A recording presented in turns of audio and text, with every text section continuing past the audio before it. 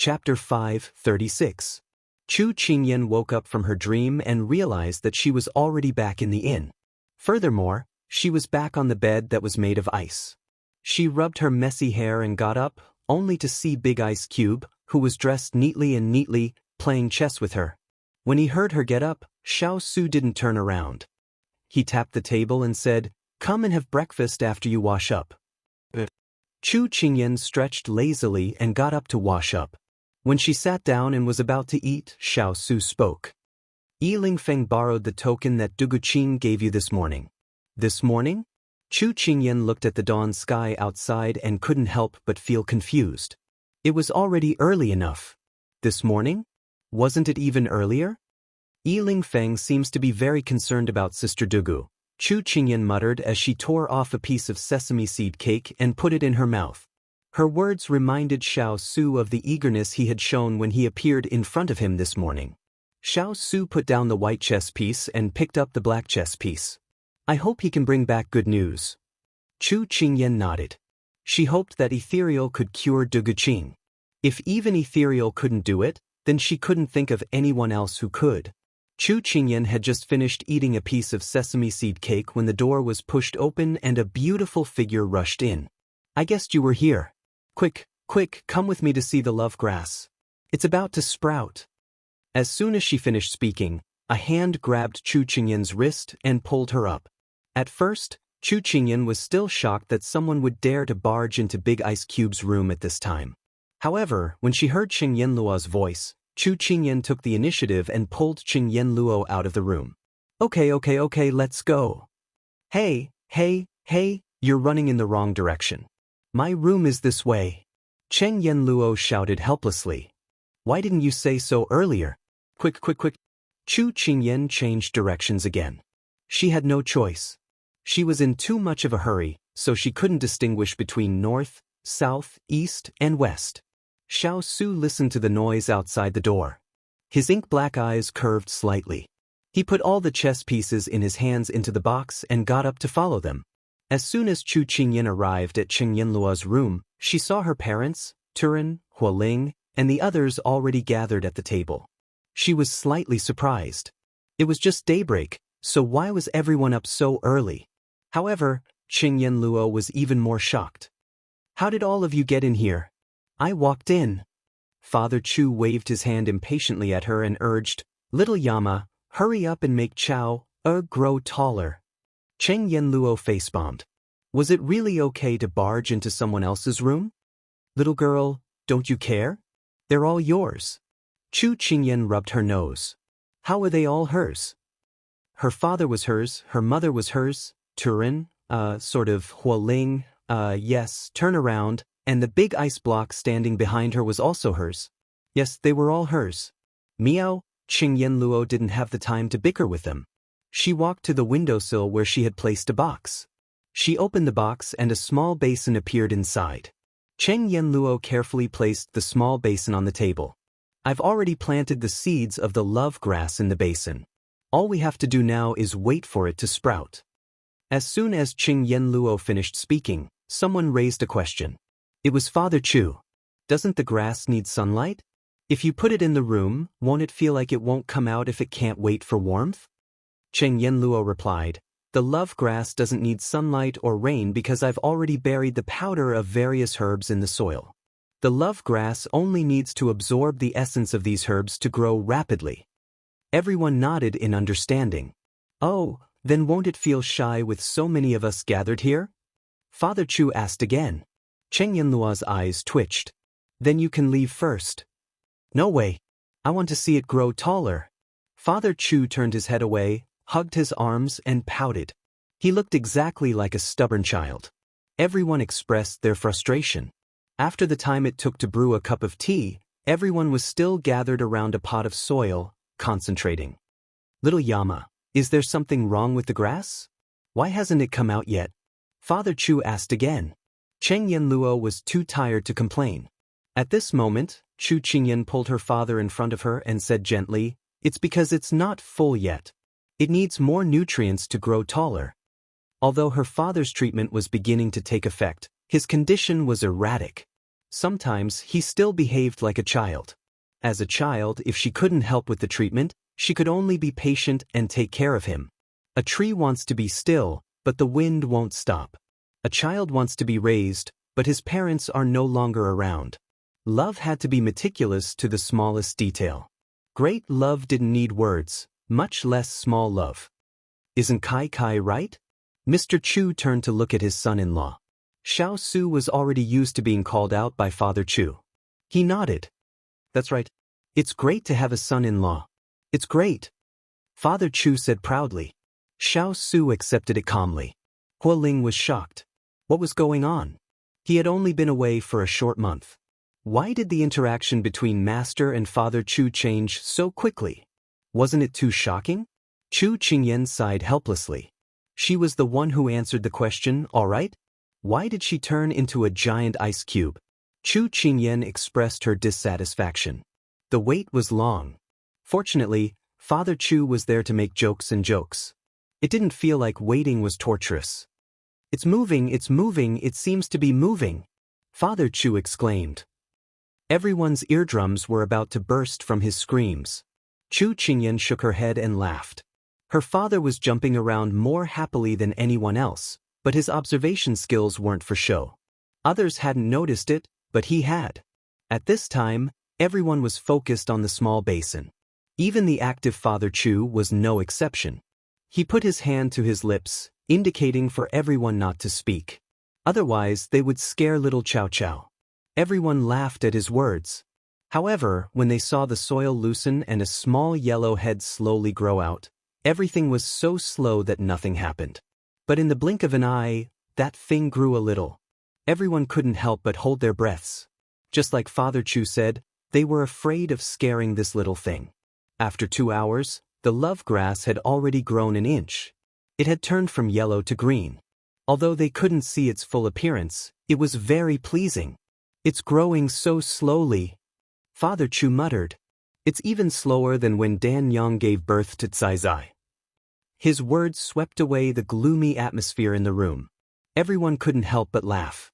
At this time, the love grass seemed to feel Father Chu's complaints and began to sprout with all its might. Chapter 537. The tender green strips began to grow longer one by one. After 2 hours, there were already nearly 11 green strips in the world. At this point, the love grass had stopped growing. After more than 6 hours, the love grass had finally completed its growth. So what should we do now? Chu Qingyan asked Cheng Yanluo as she looked at the lovely green love grass. Cheng Yanluo answered her question and looked at Xiao Su. It needs to be watered with blood until its leaves turn white. She didn't specify who it was, but everyone already knew what she meant. Can I use mine? Hua Ling stood up and asked with a firm expression. Cheng Yanluo shook her head. No, it must be the blood of the person who needs it. The best time for the love grass to grow is when it sucks the blood of the person it consumes. Then the antidote will be formed in its body. When that time comes, it can be refined into a pill to cure the snake's kiss poison. Chu Qingyan was very surprised. It was like antibodies in the modern world. After the virus invaded, it would cause various immune cells to interact and form plasma cells. The plasma cells would secrete antibodies, and these antibodies would be able to eliminate the virus that invaded in the future. The love grass was like an intermediary. Big Ice Cube was watered with blood, and the blood contained the snake's kiss poison. The love grass would then form the antidote in the body. After Big Ice Cube took it, the snake's kiss poison would be eliminated. It was simply a sentient creature. If only there were such herbs in the modern world. Then, people with incurable diseases could use this method to produce life-saving medicine. Unfortunately, this was only a thought, because it was simply impossible to have. Just as she was feeling emotional, Xiao Su had already taken the dagger from Turin. Mr. Chu brought Mrs. Chu out for lunch.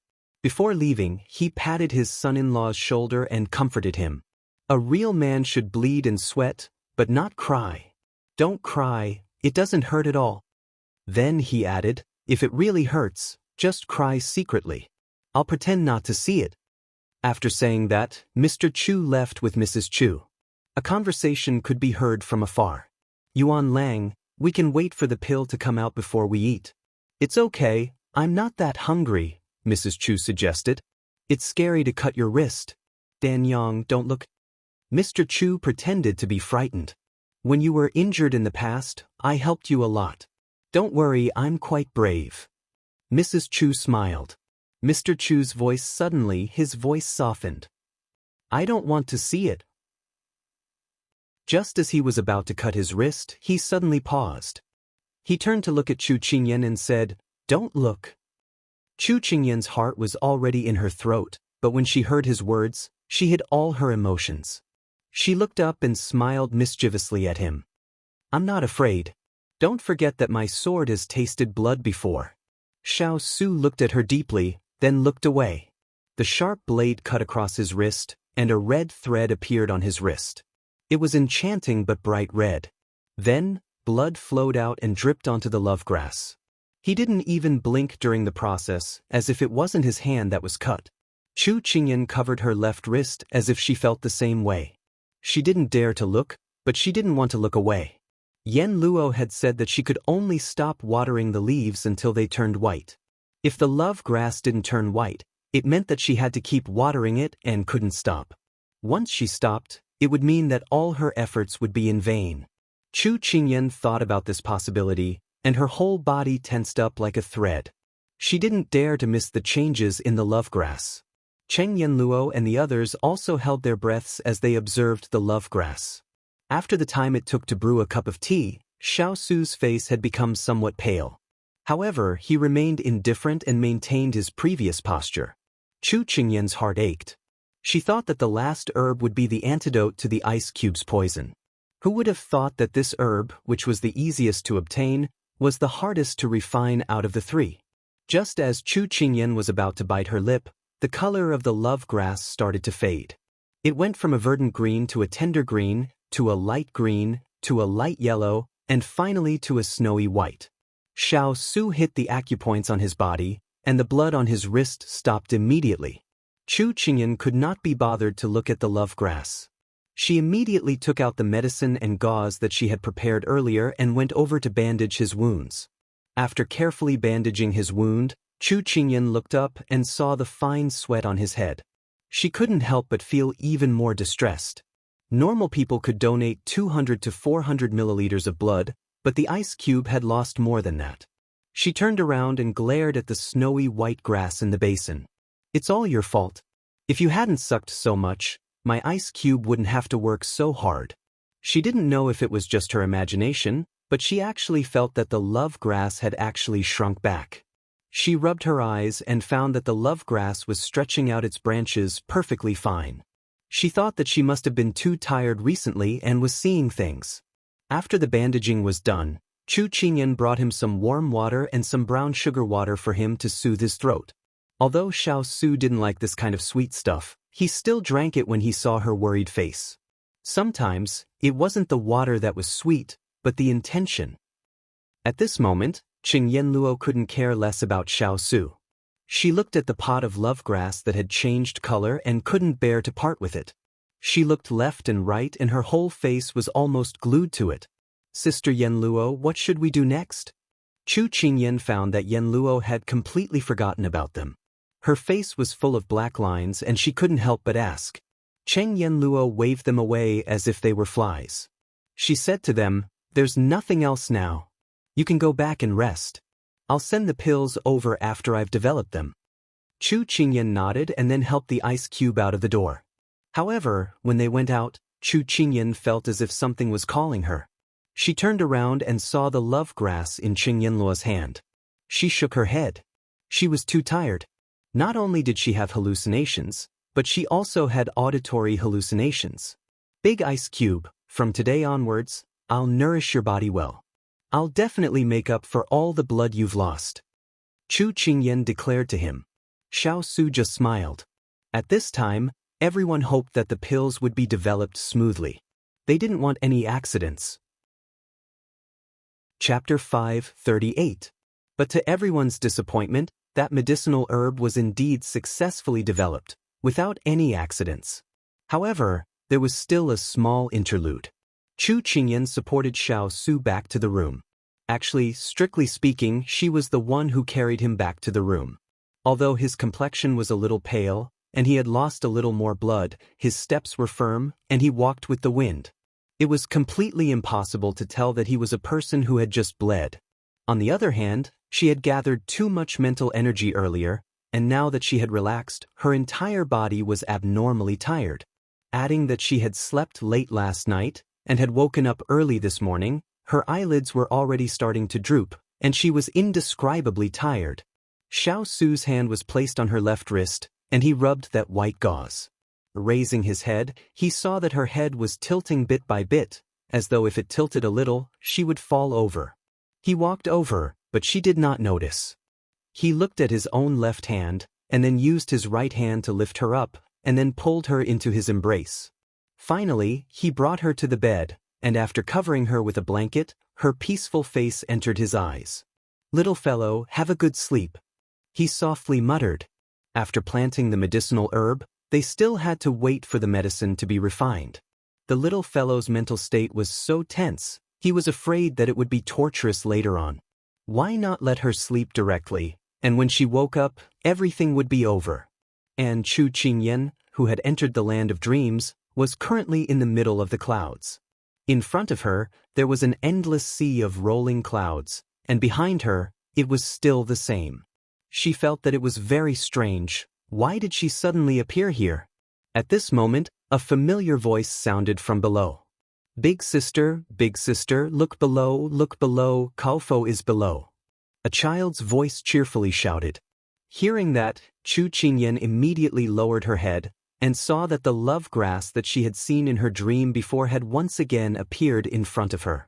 The little radish waved her hand towards her. "Big sister, it's so good to be able to see you again. Kaofo thought that I wouldn't be able to see you one last time." "Where are you going?" Chu Qingyan blurted out, but she regretted it immediately. They needed to develop it into a pill, which meant that they had to give it to them. However, they told me that I have to accumulate merit before I can fly. I've waited for 300 years, but I've always been living in the Shang Kingdom's imperial palace. Those people have eyes but can't see that. They actually didn't bury me in the ground to sprout.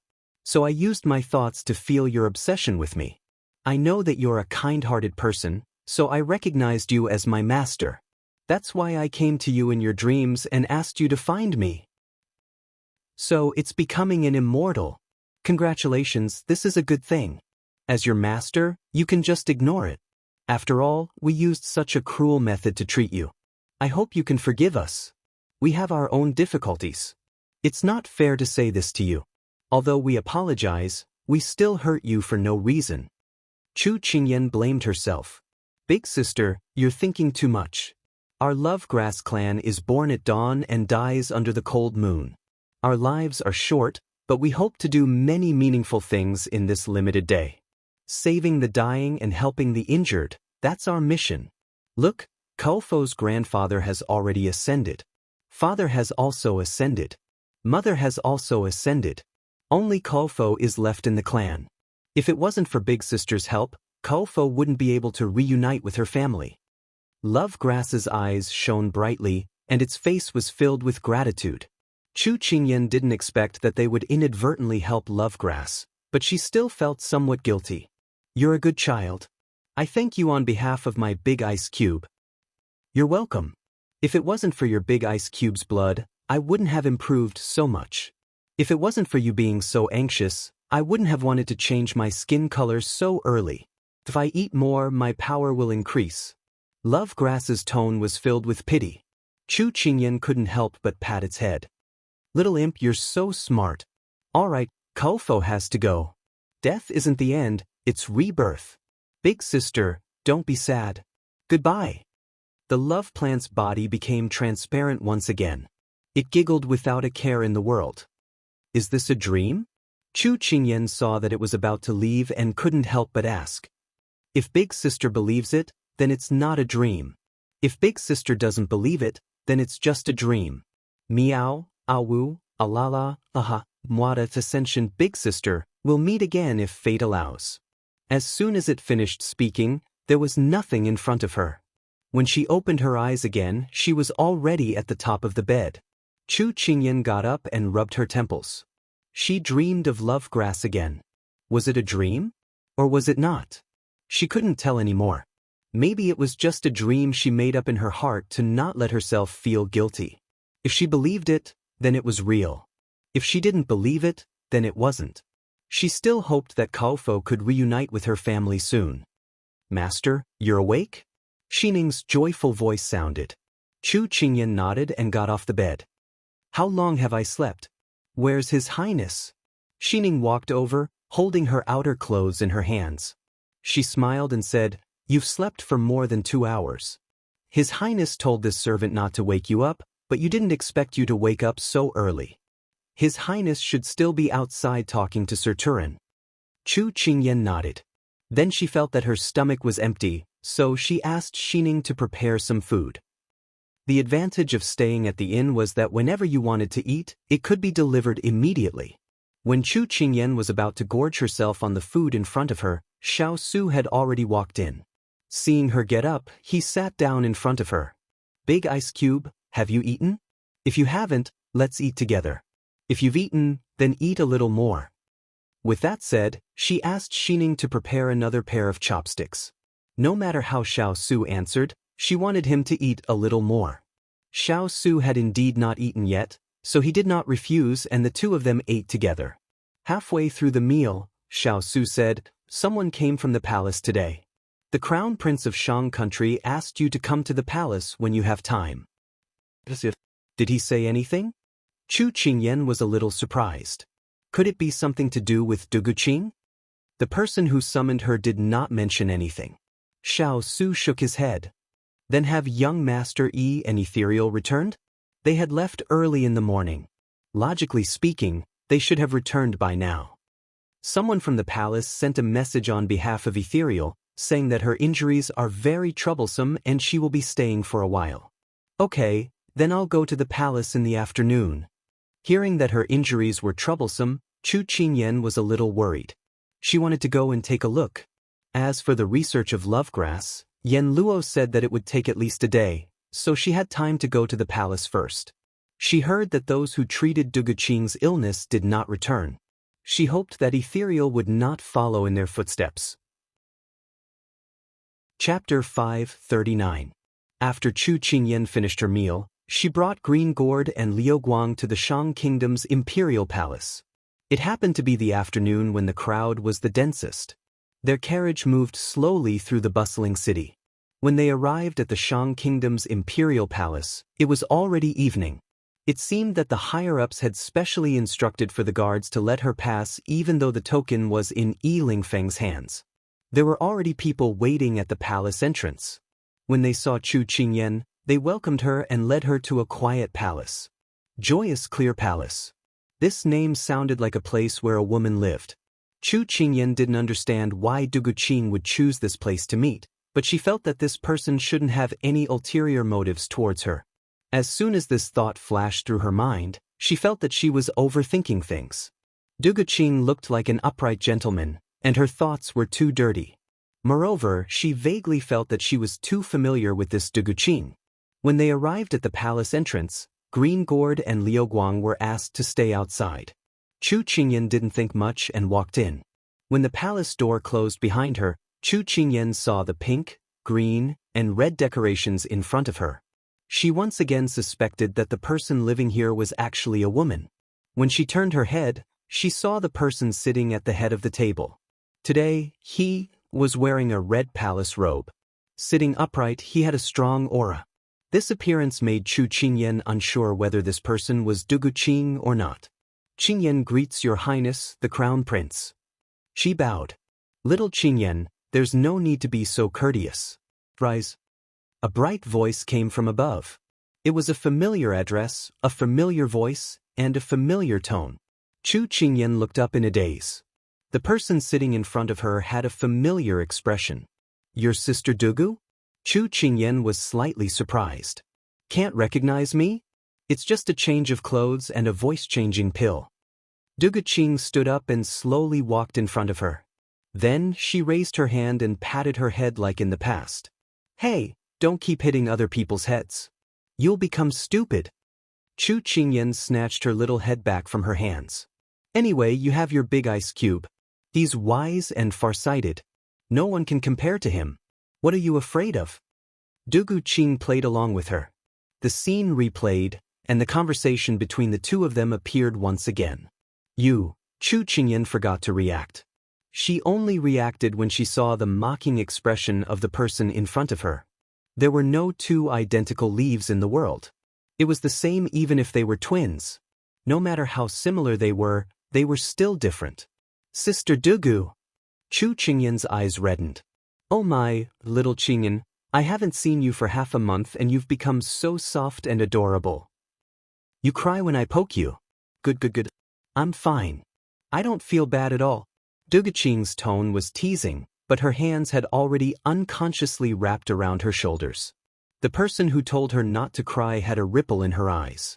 Chu Qingyan heard her teasing and stubbornly said, Who said I'm crying? It's just sand in my eyes. I'll be fine later. Dugu Qing couldn't help but laugh. So there's sand in my palace. Looks like the palace servants didn't clean it properly. I'll punish them later. Alright, I was too agitated. There's no sand. My eyes are running, not crying. Chu Qingyan harumphed. Alright. Running water is not crying. Dugu Qing rarely went along with her wishes. Then she led her to walk around the palace. Little Qingyan, this is the palace you've lived in for more than 10 years. What do you think? My taste isn't bad, right? My taste is still very classy. Ever since Chu Qingyan learned the word classy, it was constantly on her lips. Chu Qingyan couldn't bear to discourage her, but as a good friend, she felt that she had the obligation to tell her the truth. I really don't want to scold you, but what the hell is red and green? Red and green are very good. Don't you think the colors are very bright? Isn't red flowers and green leaves like that? Dugu Qing's face was full of confusion. Chu Qingyan shook her head. No. There's a saying among the people. Red and green, it's bullshit. Yellow and purple, it's better to die. Listen, what a smooth proverb. The eyes of the masses are still as bright as snow. The corners of Dugu Qing's eyes twitched. Hearing her say that, her eyes were filled with red and green. It was really a bit uncomfortable to look at. She should get someone to replace it later. What an eyesore. The palace was very big, and the girls' things were very attractive. Moreover, every one of them was extremely exquisite and extravagant. This is a crystal bead that my imperial father had people bring back from another country. He said that this bead should be placed on the bed every night. At night, it will emit light and have the effect of moisturizing the skin. This is a rocking drum that my imperial father bought for me and my younger brother from a commoner's stall when he was incognito. At that time, there was a drawing of Chang, Yi and Erlang Shin on the drum. At that time, I was especially naughty and stole my younger brother's Erlang Shin, who told him to not respect the elderly and love the young. He didn't learn from Kong Rong and give away the pair, causing me to personally beat him up. Dugu Qing seemed to be immersed in her memories, and her tone also became lighter. Respect the elderly and love the young? You were only born a little earlier than him, and you're already flaunting your age? Chu Qingyan rolled her eyes at her. Having such a strong older sister, it was really her younger brother's misfortune. But as soon as her voice fell, Chu Qingyan could see the pain and sadness in her eyes. There's no other way. My imperial father dotes on me. He said that daughters should be raised with wealth and sons should be raised with poverty. So when he was young, the things that my younger brother enjoyed were worse than mine. However, that brat didn't care too much and would often give me the good things that he obtained. When Dugu Qing said this, there was a hint of joy and sorrow in her memories, as well as a touch of sadness. Chu Qingyan couldn't bear to see her sad because of the past, so she used a teasing tone to try and make her laugh. That's right, you have a good imperial father who dotes on you and a good younger brother who respects the elderly. That's right, but the tree wants to be quiet, but the wind won't stop. The child wants to be raised, but the parents are no longer around. My imperial father can no longer see me at this time, and I haven't even seen him for the last time. As she said this, tears fell down. She wouldn't forget that when she desperately rushed back, she saw him quietly lying on the bed with a blanket covering his body. His expression was so peaceful that it looked like he was just sleeping. But she knew that he would never wake up again. He wouldn't call out to her affectionately, "Xiao, you're back." Since they met, this was the first time that Chu Qingyan had seen Duguqing in such a sorrowful state. It was like the bright sky was covered in a thick layer of fog, making people feel sympathy and pity for her. Chu Qingyan couldn't help standing up and reaching out to hug her, letting her cry in her embrace. If you're feeling uncomfortable, then vent it out. Don't force yourself to hold it in, or else you'll get sick. It wasn't that she didn't see the sadness under her forced smile. It wasn't that she didn't see the deep dark circles under her eyes. You must be having a hard time holding it in. Then cry to your heart's content. Chapter 540. Her good friend's embrace and warmth finally allowed Duguqing to let go of all her vigilance, all her wariness, and all her pretending to be strong. After Imperial Father left, younger brother was also sent back after being assassinated. Little Qingyan, do you know that when I saw him being sent back covered in blood, my heart seemed to have died? After Imperial Father left, if something happened to younger brother, what would Imperial Mother and I do? The factions in the Imperial Court are eyeing covetously, and the concubines in the palace are ready to make a move. If there is no one to control the situation, I'm afraid that the 100 years of foundation of our Shang country will be destroyed in a day. For the past half a month, she forced herself to forget the pain, to be strong, and to use her own hands to protect her country and her family. Since the day she returned to the palace, when she saw her Imperial Mother fainted in front of Imperial Father's bed, she did not shed a single tear. 1,000 Li dike collapses because of an ant's hole. She was afraid that if she showed any weakness, she would not be able to stand up again. Imperial Father had taught them since they were young that people had 1,000 faces, and each face faced a different person. Only in this way could they shoulder the different responsibilities of the emperor, father, husband, and son. They had to play these roles well. So at the crucial moment, she could only step forward bravely. Chu Qingyan looked at Duguqing, who was crying like a child in her arms, and could not help but empathize with her. The death of the emperor, and the serious injury of the crown prince, was enough to be a disaster for a country. But Duguqing, with the weak shoulders of a woman, held up the collapsed sky, gritted her teeth and endured, and saved the situation. Her heroic spirit made people respect her. This kind of woman was truly worthy of being called a woman who was not inferior to men. Chu Qingyan's heart was full of admiration for her.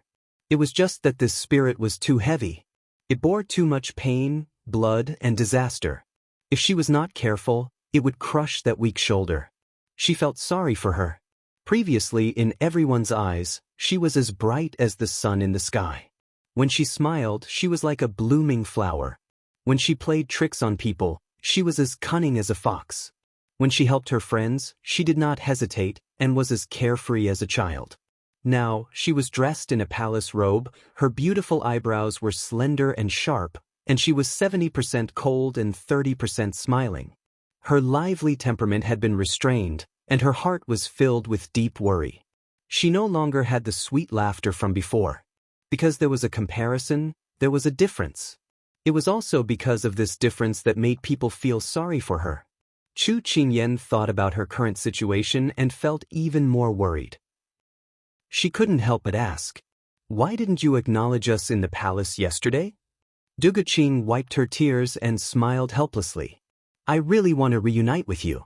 From the moment I saw you step into the palace, I have been suppressing the surging emotions in my heart. But I don't dare and I can't. I pretended to be the emperor's younger brother and took charge of the situation to stabilize the court. My identity could not be revealed. Otherwise, those with bad intentions would take the opportunity to cause trouble. I was criticized and despised by the world. This is fine. But if the news of the emperor's serious injury and coma spread, Shang country would be in chaos. Then, the efforts of mother and I would be wasted." Duguqing sighed. Her identity was only known by her imperial mother, Zhang Kai, and the imperial physician of the imperial hospital. No one else knew about it. Her imperial mother's spirit had been weak for the past 2 days, and Zhang Kai was only a subordinate. She felt helpless and lonely, and didn't know who to confide in. When she heard that little Qingyan and the others had arrived in Shang country, she couldn't wait to see them. Subconsciously, she had already treated them as her good friends. It's been hard on you. Chu Qingyan imitated Big Ice Cube's usual actions and caressed her back. Then she said, no wonder there were rumors that the imperial physicians couldn't leave the palace. It's because they all know that the one lying on the bed is the real crown prince, and the one outside is the princess pretending to be the crown prince. And I had no choice. It's a pity that the emperor's injury did not get better. Instead, it got worse. If it wasn't for the many life-prolonging plasters in the national treasury, I'm afraid he wouldn't be able to survive these few days. When Duguqing said this, her tears unconsciously flowed down. You have already done very well during this period of time. You have done better than anyone else in this position. So, don't be sad and blame yourself. Chu Qingyan could feel her fear and could not help but soften her voice to comfort her. After comforting her, Chu Qingyan asked, if the crown prince doesn't get better, what do you plan to do? Duguqing's watery eyes lit up with determination. If he doesn't wake up, I will keep on doing this. As the princess of Shang country, I should have the awareness to sacrifice everything for the country and the people. These words shocked Chu Qingyan instantly. Compared to Duguqing, she was still lacking. She didn't have her courage, her boldness, nor her determination. But after saying those words, this strong girl revealed a trace of weakness and helplessness. But little Qingyan, ethereal will cure him, right? Right? This world was too cold and lonely. She didn't want to continue walking alone. She wanted her brother to be well, and wanted her mother to be well. Even if she had to give up everything, she wouldn't hesitate. You have to believe that there are true feelings in the world. Miracles exist because of persistence. Chu Qingyan stroked her long hair and told her in a firm tone. At the same time, she was telling herself that persistence equaled hope. Okay. The clear voice was already choked with sobs. Chu Qingyan's eyes couldn't help but redden. After the two of them calmed down a lot, Chu Qingyan took the initiative. She sat down and poured a cup of tea for Duguqing to moisten her throat. Then she cut to the chase. You didn't want to acknowledge us, but you asked me to come here today. Did you run into trouble? Duguqing admired her observation skills. No one would believe that such an intelligent girl was only a little over 10 years old. But it was also because of her intelligence that she revealed her identity. Yes, I need your help. I didn't want to ask you. Our Shang country looks peaceful on the surface, but it's turbulent on the inside. I shouldn't have pulled you into this whirlpool, but she wasn't a qualified person to hold power. She could only barely maintain the peace on the surface and not fall apart.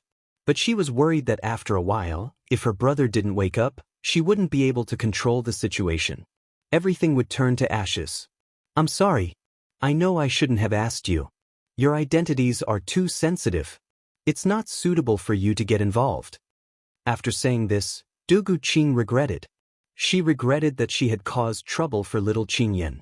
Just as she was regretting, she felt something warm on her hand. She looked down and saw a small hand on the back of her hand. Then she held it tightly. She looked up in surprise. She saw the bright girl smiling brightly. Her voice was as crisp as spring water. If a friend is in trouble, I'll definitely help. So, you're not alone. After crying, please be strong. The smile on her face was dazzling. Chapter 541. Chu Qingyan's unreserved support caused Duguqing's tears to fall like rain. I never thought that the so-called friends I made in the noble circles of Shang country would all avoid me when I encountered such a calamity. They were afraid that their power would be overturned and they would be implicated if they were careless. But you, who I've known for less than 3 months, supported me without hesitation at such a dangerous time and did not leave me. I don't know what to say to thank you. Duguqing gripped her hand, her tone sorrowful and emotional. Chu Qingyan gave a pitiful smile. She said emotionally, when you become a person above others, your friends know you. When you are in trouble, it is you who know your friends. This acquaintance was not the other way around. No matter, I believe that this calamity will be overcome. When the time comes, it will be too late for them to regret. I like this kind of face-slapping plot the most, Chu Qingyan said lightly and teasingly, wanting her to relax and not be hurt by these things. Little Qingyan, thank you. It's good to know you.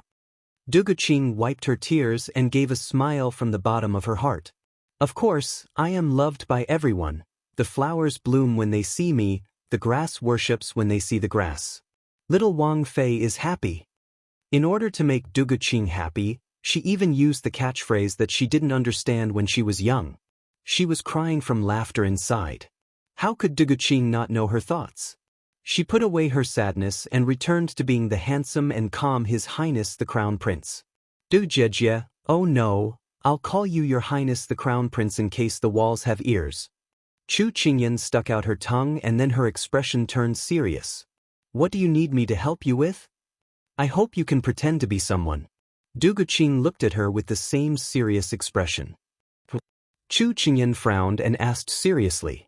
My grandfather's granddaughter, Lu Hejuan, she's also my cousin. At the same time, she's also my brother's future wife.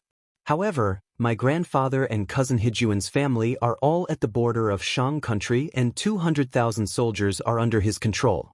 I don't know why, but 10 days ago, I sent a letter to him, hoping that he could rush back to the capital and help me. However, he didn't reply even after a long time. I suspect that the letter has been cut off.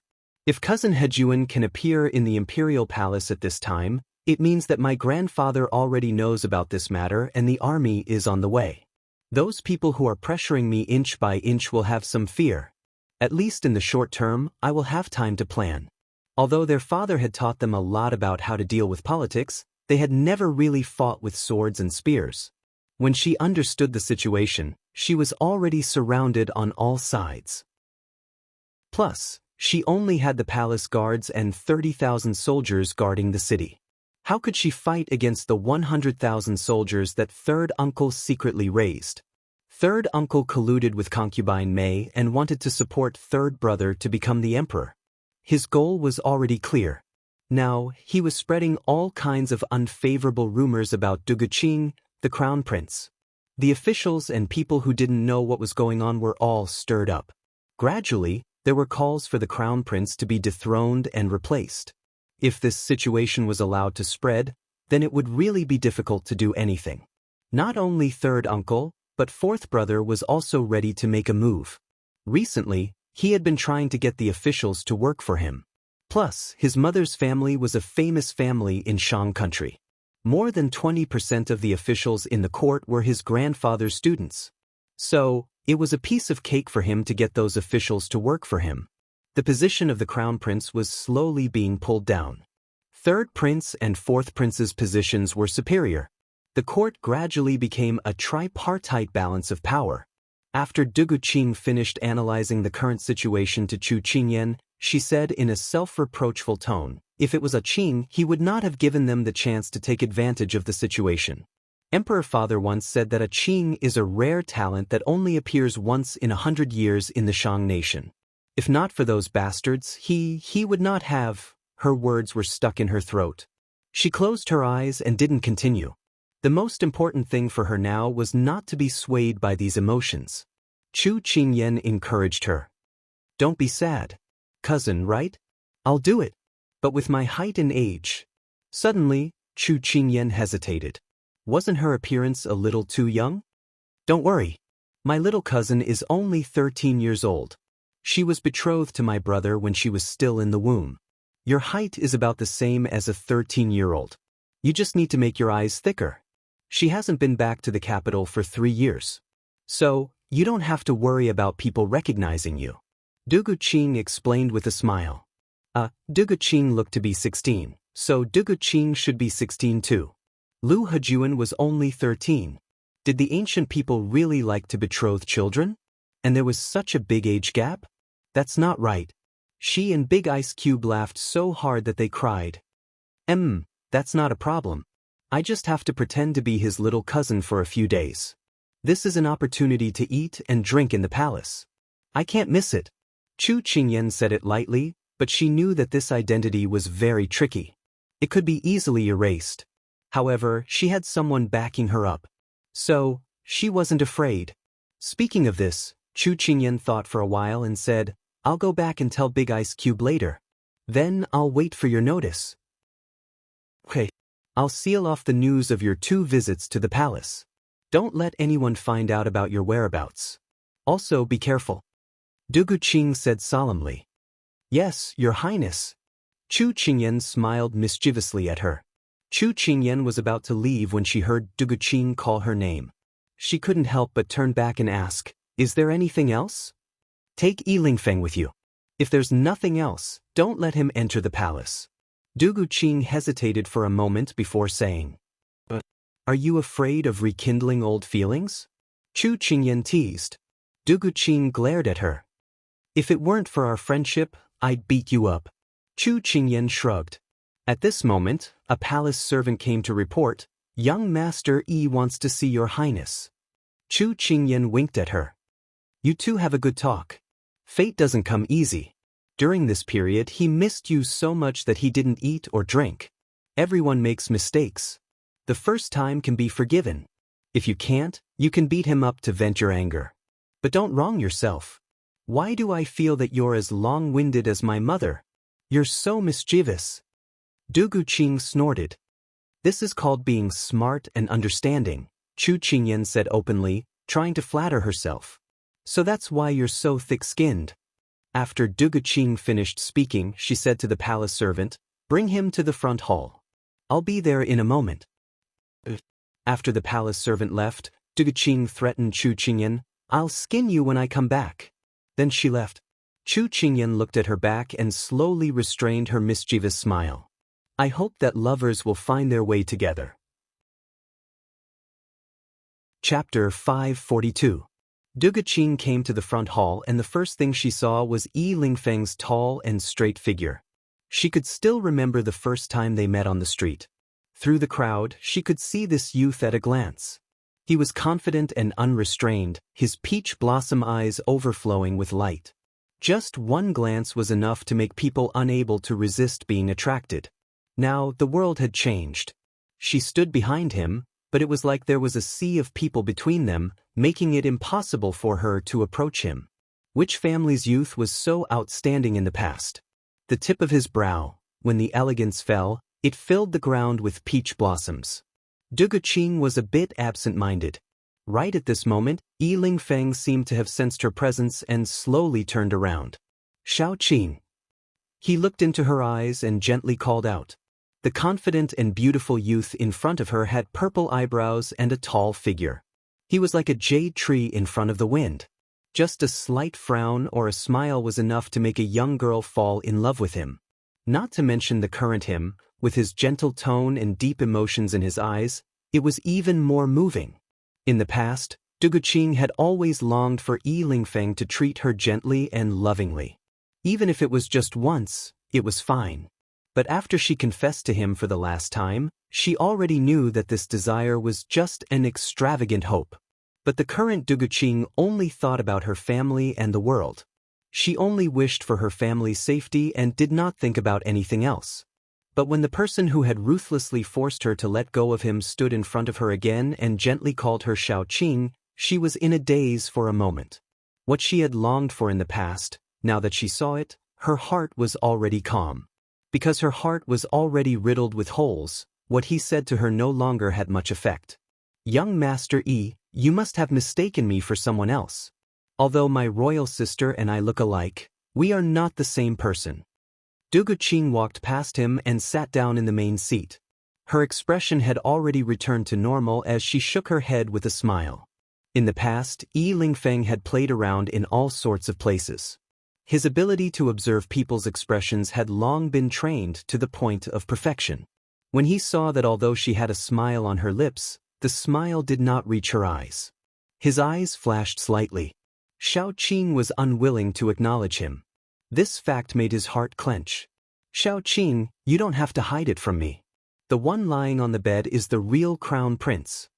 Yilingfeng was worried that she would deny it again, so he continued, I've already met with Ethereal. He told me that the person inside is a man, and he looks very much like you. Are you still trying to lie to me? Who would have thought that he would be so persistent in poking through the window paper? Duguqing was puzzled. Was this answer important? Was it really that important whether she was Duguqing or not? But what was the point of these answers? Duguqing smiled, her eyes cold. Young Master Yi, what does it have to do with you whether I am the real crown prince or not? The alienation in her eyes pierced his eyes deeply. What does it matter? Of course it was related. Because he cared about her and didn't want anything to happen to her. He didn't want anything to happen to her. But he already knew that she was Duguqing and not Duguqing, so why did he have to expose her? He knew that she was very good. He just needed to look at her from afar. Why did he have to argue with her about whether she was real or fake? Yiling Feng, are you really just trying to prove the truth and not have any other reasons? Seeing that he was slightly stunned, Duguqing sneered. Since it doesn't matter, I still have important matters to deal with. Then I would like to ask young Master Yi to return first. Yiling Feng suddenly spoke. Duguqing stopped in her tracks and turned around to look at him. She smiled appropriately. Young Master Yi, is there anything else? Whether you are Duguqing or not, it matters to me. He knew why he was so persistent. Actually, he just wanted to talk to her again and return to the days when they were together. The smile on Duguqing's face disappeared and was replaced by a faint sneer. It was unknown whether it was self-deprecating or something else. She said, "That's right, I am Duguqing. But you have nothing to do with me." Duguqing felt that there was no point in beating around the bush. He would know her identity sooner or later. Since that was the case, it was better to cut the Gordian knot and prevent any accidents. Little Qing, I want to say sorry to you. Regarding the past, I have let you down. If possible, can you give me... Before Yiling Feng could finish his words, she interrupted him. Duguqing looked at him sadly. Yiling Feng, do you think there's any use in saying this now? Moreover, what I wanted was your wholehearted feelings, not your pity now. Yes, my father passed away, my younger brother was seriously injured, and there were internal and external troubles. It's very dangerous. But it's not to the point that I need your pity. He didn't like her. Then was there a need for her to waste time and energy on him? The answer was that there was no need. So she didn't accept his emotional charity. Actually, I found that in the days when you weren't around, I found that I had unknowingly fallen in love with you. But it was too late. Yiling Feng, let's part on good terms. I'm very sorry for pestering you in the past and causing you trouble. I won't disturb you in the future. Duguqing took a deep breath and said word by word. When I naively fell in love with someone, he told me that he didn't have a heart. This might be the most ridiculous and naive thing I did in the first half of my life. But I'm still very grateful to you. If you don't fall, you won't get up. She clearly heard that her heart was being torn apart. She clearly said that she wouldn't care anymore. Why did it still hurt so much? Liking someone might be just a look. Forgetting someone might take a lifetime. Yiling Feng felt the alienation and coldness from her. His eyes dimmed. Sure enough, he had hurt her too deeply. Even though he had thousands of words to tell her, but at this moment, his throat felt like it was choked with a fishbone, and he couldn't open his mouth. Yiling Feng, although we didn't help each other in times of need, let's forget about each other in the pugilistic world. You can be your carefree wanderer, and I'll be my Xiao princess. Don't let yourself be wronged because of sympathy for me. Duguqing smiled at him, and then turned around. Yiling Feng clenched his fists. At this moment, his heart was tumbling like a river. He didn't know how to explain to her that he didn't come to find her because of sympathy. That pair of peach blossom eyes hid deep and unfathomable emotions. They flowed secretly, but he couldn't say it out loud. Duguqing walked out of the hall step by step with her back facing him. Tears streamed down her face, but her steps were firm. She was the Xiao princess. Her country was in danger, so she had to carry out her mission. Love and love have nothing to do with me anymore. My life is the country and the world. Chapter 543. When Chu Qingyan and Yiling Feng sat in the car on the way back, she could clearly feel the desolation and loneliness coming from him. It was as if he had lost his most precious treasure. Seeing him like this, She couldn't help but think of Duguqing whom she had met in the palace. She was also in a soulless state the moment she returned. She couldn't help but sigh. In this world, there were so many people. Even if you broke your head, you wouldn't be able to get a chance to leave. Looking at the two of them falling in love at this moment, as a bystander, Chu Qingyan felt both heartache and pity. She was only a bystander. Whoever started the trouble should end it. If they still loved each other, then there was still hope. However, Ruoxin was already dead. There was no turning back. Luckily, her big ice cube had been single for so long and hadn't been enlightened yet. Otherwise, if he was hurt by a relationship, he would have a headache. As she thought about it, the carriage had already arrived at the inn. Coincidentally, everyone was in Big Ice Cube's room. "What's so lively?" Chu Qingyan asked with a smile the moment she entered. Cheng Yanluo waved at her and said with a smile, "Little girl, you're back just in time. Look, what's this?" As she said that, she opened her hand. Chu Qingyan heard that and curiously leaned over. She saw a crystal-clear pill lying quietly in her hand. When she got close, she could even smell the strong fragrance of grass in the air. She couldn't help but be surprised. This is? That's right, this is the pill refined from the love grass. I didn't expect it to be so successful. I thought that the first development would be a failure. Luckily, the heavens took pity on me and I'm smart and intelligent. Cheng Yanluo praised herself once before putting the pill back into the bottle and generously handing it to her. "Here, this is for your big ice cube. Take this pill and the poison will be neutralized in less than an hour. The poison will be neutralized.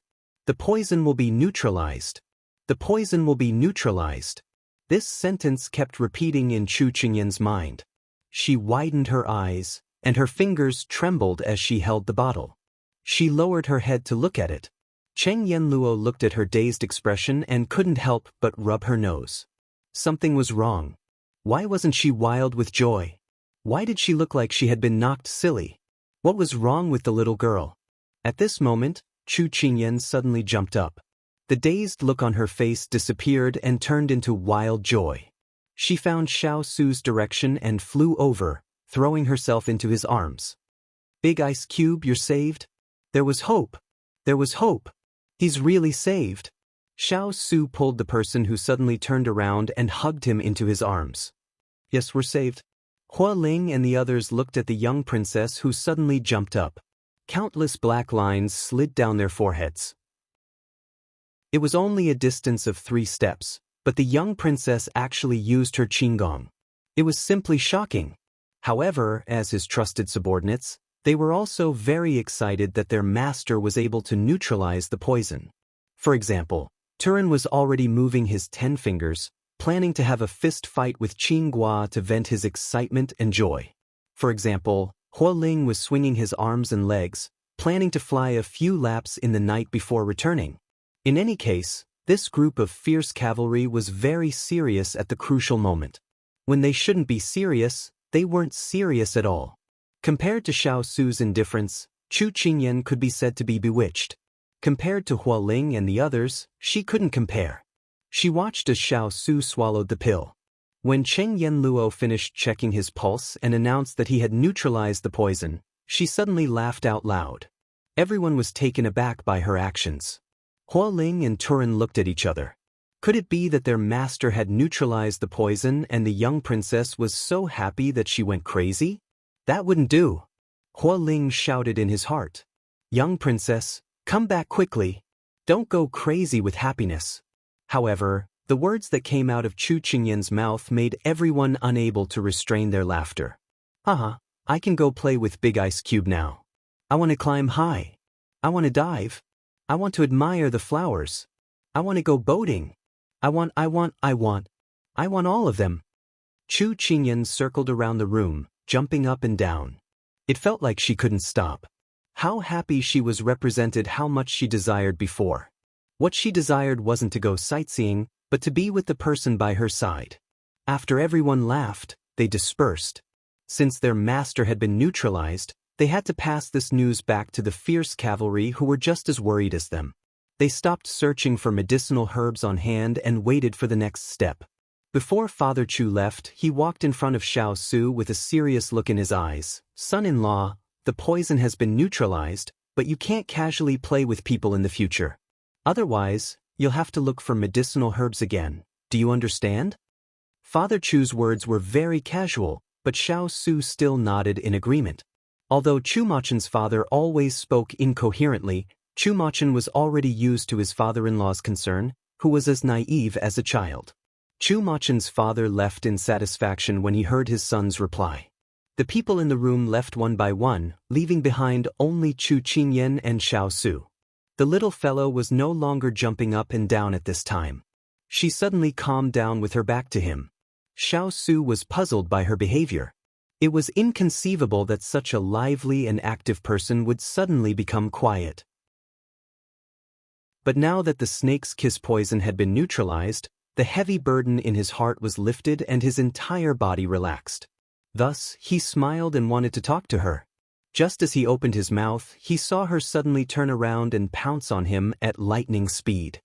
He faintly saw a flash of tears in the corner of her eyes. He was stunned and she had already pushed him back 2 steps. Just as he was about to ask what happened, he felt the front of his clothes slightly wet. His heart trembled slightly. "Little fellow, what's wrong? Did someone make things difficult for you in the Shang Empire's palace?" The first thing he thought of was what happened to her in the Shang Empire's palace. The person in his arms shook her head. No, I'm too excited. I'm very happy, but I just want to cry." The huge surge of emotions drowned all the worries in her heart. Then she was surrounded by the surprise of the big ice cube being neutralized. The thing that you've been thinking about all day, the thing that you've dreamt of, suddenly you'll be wild with joy. But after the huge surge of emotions, you'll start to wonder if it's just a dream. Because your obsession is too deep, you'll hallucinate. Chu Qingyan raised her head, sparkling tears rolling down from her big eyes. Am I dreaming? The boiling temperature fell on his chest, penetrating his skin and reaching the depths of his heart. He always thought that his blood was cold, but today he realized that the blood in his body could also be boiling because of a person. Although she was still young, Xiao Su couldn't help but lower his head and place a feather-light kiss between her eyebrows with incomparable tenderness. It's real, it's not a dream. He curved his lips and smiled. It's really not a dream? If it's not a dream, why would the big ice cube kiss her? She must be dreaming. Chapter 544. Chu Qingyan did not expect that she would blurt out her thoughts. Because she had already seen the big ice cube's darkened appearance. Cough, cough. She immediately jumped out of his arms to remedy the situation. Congratulations, the big ice cube's poison has been neutralized. Congratulations to me too, I can start touring the mountains and rivers. She touched her head, hoping that it was not too late. Xiao Su flicked his sleeves and sat back on the chair, ignoring her words. Chu Qingyan was stunned. The big ice cube also had such a childish side. It was as if the sun rose in the west and red rain fell from the sky. But at this time, Chu Qingyan had also regained her composure. As a martial artist, it was not good to experience great joy and sorrow. Big ice cube, look, where there is a will, there is a way. We have finally completed the last step of our long journey. Her tone was rather emotional. Xiao Su's face warmed slightly. This journey has been hard on you. Whether it was seeking medical treatment or obtaining the red stone fruit, ice crystal flower, and love grass, if it were not for this little fellow, he would have already reincarnated. He did not forget the little girl who crawled on top of him at that time. When she smiled, she revealed a curved crescent moon. She was innocent and carefree. Now, she was like a bamboo shoot after the rain, growing taller and taller. Her smile was still bright and her eyes were bright. She had shed her naivety and learned to protect herself. He had witnessed her growth along the way. 1 year had already been like this. Perhaps in 3 or 4 years, she would transform into a butterfly. He was looking forward to how far this little fellow would grow in the future. No matter when and where, he would accompany her and witness her growth. Chu Qingyan found that he was actually looking at her in a daze and felt a sense of defeat. Although she was still young and her beauty could not be seen, It was not to the point where people would be in a daze just by looking at her. Could it be that the big ice cube's standards were too high? Chu Qingyan felt very sad in her heart. But at this time, she did not forget what she had promised Du Guqing. She pulled herself together and interrupted his thoughts. She raised her smiling face and spoke in riddles. Big ice cube, guess who I saw when I went to the palace today? Du Guqing. Xiao Su raised his eyebrows. How do you know? Chu Qingyan originally wanted to give him a surprise, but did not expect that he was right. Yes. Xiao Su smiled when she came back. Her footsteps were light, and it was obvious that she was in a good mood. Previously, she had been worried about Du Guqing's injuries, but now her face was relaxed, so he guessed that she had met Du Guqing, and it was a Du Guqing who seemed to be in good condition. Chu Qingyan couldn't help but admire the big ice cube's wisdom. She stopped smiling and told him about how Du Guqing had pretended to be Du Guqing to save the Shang kingdom. After saying that, she couldn't help but sigh. If I were in your shoes, I might not be able to be as persevering and courageous as elder sister Dugu. Truly admirable. For a woman to be able to do this, it is indeed admirable. Xiao Su nodded. Chu Qingyan did not forget about what she had promised Du Guqing today, so she said to him, elder sister Dugu has a plan, which is to let me pretend to be Du Guqing's fiancé, Lu Hejuan, and then use the Chen family's prestige to intimidate those rebels who are ready to make a move. What do you think? Xiao Su rejected the idea without even thinking about it. Is it because this plan won't work? Chu Qingyan's face was anxious. Her big ice cube was good at strategizing, and since he said that, there must be a reason. If the big ice cube rejected it, then how was elder sister Dugu going to intimidate those rebels? An unnatural expression appeared on Xiao Su's face when he heard her question. Just now, he did not consider the plan itself, but because he heard that she was going to pretend to be someone else's fiancé, he suddenly felt unhappy and rejected it without thinking. Actually, he felt that there was no problem with this plan. But there was a problem with this person. He was not willing. You agreed to her? Xiao Su asked as if he did not hear her question. Chu Qingyan nodded honestly, but she was confused. What did the big ice cube mean? This little fellow actually agreed without asking him? This knowledge made Xiao Su even more unhappy. Let her change to someone else. Xiao Su said firmly. That won't do. The only person who fits the criteria and can be trusted by her side is me. At this time, it is better to entrust the person closest to you, right? Chu Qingyan was a little troubled. She was worried about Du Guqing, so she did not notice her big ice cube's awkward mood. Xiao Su frowned and did not speak again. Instead, he thought for a moment and called out to Turin outside the room. Turin instantly appeared in the room. Master, what orders do you have? Xiao Su did not think and directly said, I want a list of all the people who are enemies with Du Guqing and want to usurp the throne, as well as the number of soldiers they have and the deployment of the city defense in the Shang nation. I want to see all the information by tomorrow afternoon. Turin immediately replied. Chu Qingyan did not react. Big Ice Cube, what are you doing? Weren't they talking about impersonating Lu Hejuan? Why did the conversation suddenly change? She did not understand. You can't tell? Xiao Su raised his brows. Chu Qingyan heard this and a bold guess appeared in her mind. Don't tell me you want to do it yourself. Why not? Since there was nothing to do and the little fellow cared so much about this Du Guqing, then he would help her complete this friendship and find something for the fierce cavalry to do. Recently, these piercing cavalry had nothing to do and had been complaining that grass was about to grow on their heads. He would take this opportunity to pull them out for training. No matter how sharp a knife was, if it was not constantly sharpened, it would rust. Chu Qingyan was overjoyed. She took a deep breath and her eyes glistened. Big Ice Cube, you're the best. Actually, she had thought of asking the Big Ice Cube for help, but she could not bring herself to do it. Because she wouldn't take advantage of her harmonious relationship with Big Ice Cube to use this method to kidnap him to do something for her. The Big Ice Cube had been in this kind of scheming all year round and was probably tired of this kind of life. Why should she make him work so hard? However, she did not expect the Big Ice Cube to take the initiative to ask. This made her very surprised and happy. Unfortunately, Chu Qingyan did not expect that the reason why Xiao Su had this idea was because he thought that she belonged to him. How could he let others touch her, even if it was an impersonation? Chu Qingyan did not know that her big ice cube was already so possessive at this time. She could imagine that when she grew up, the two were deeply in love, but it was a pity that they did not know. They only knew how to silently sacrifice for each other. Chapter 545. Chen Yanluo said that Big Ice needed a good rest after detoxifying the snake's kiss poison, so Chu Qingyan didn't want to disturb him and left his room. The fact that Big Ice Cube was willing to help Du Guqing made her feel relieved. From what she knew, with such a strong opponent like Big Ice Cube, those who had bad intentions would be wiped out in a matter of minutes. She had wanted to borrow some men from Xiao Lai Chi to help, but now she didn't need to. Chu Qingyan broke into a smile, and her footsteps became lighter.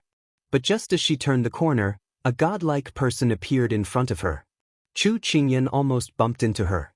Fortunately, her martial arts had improved recently and she reacted quickly, so she avoided the disaster. She looked up and saw Yanluo.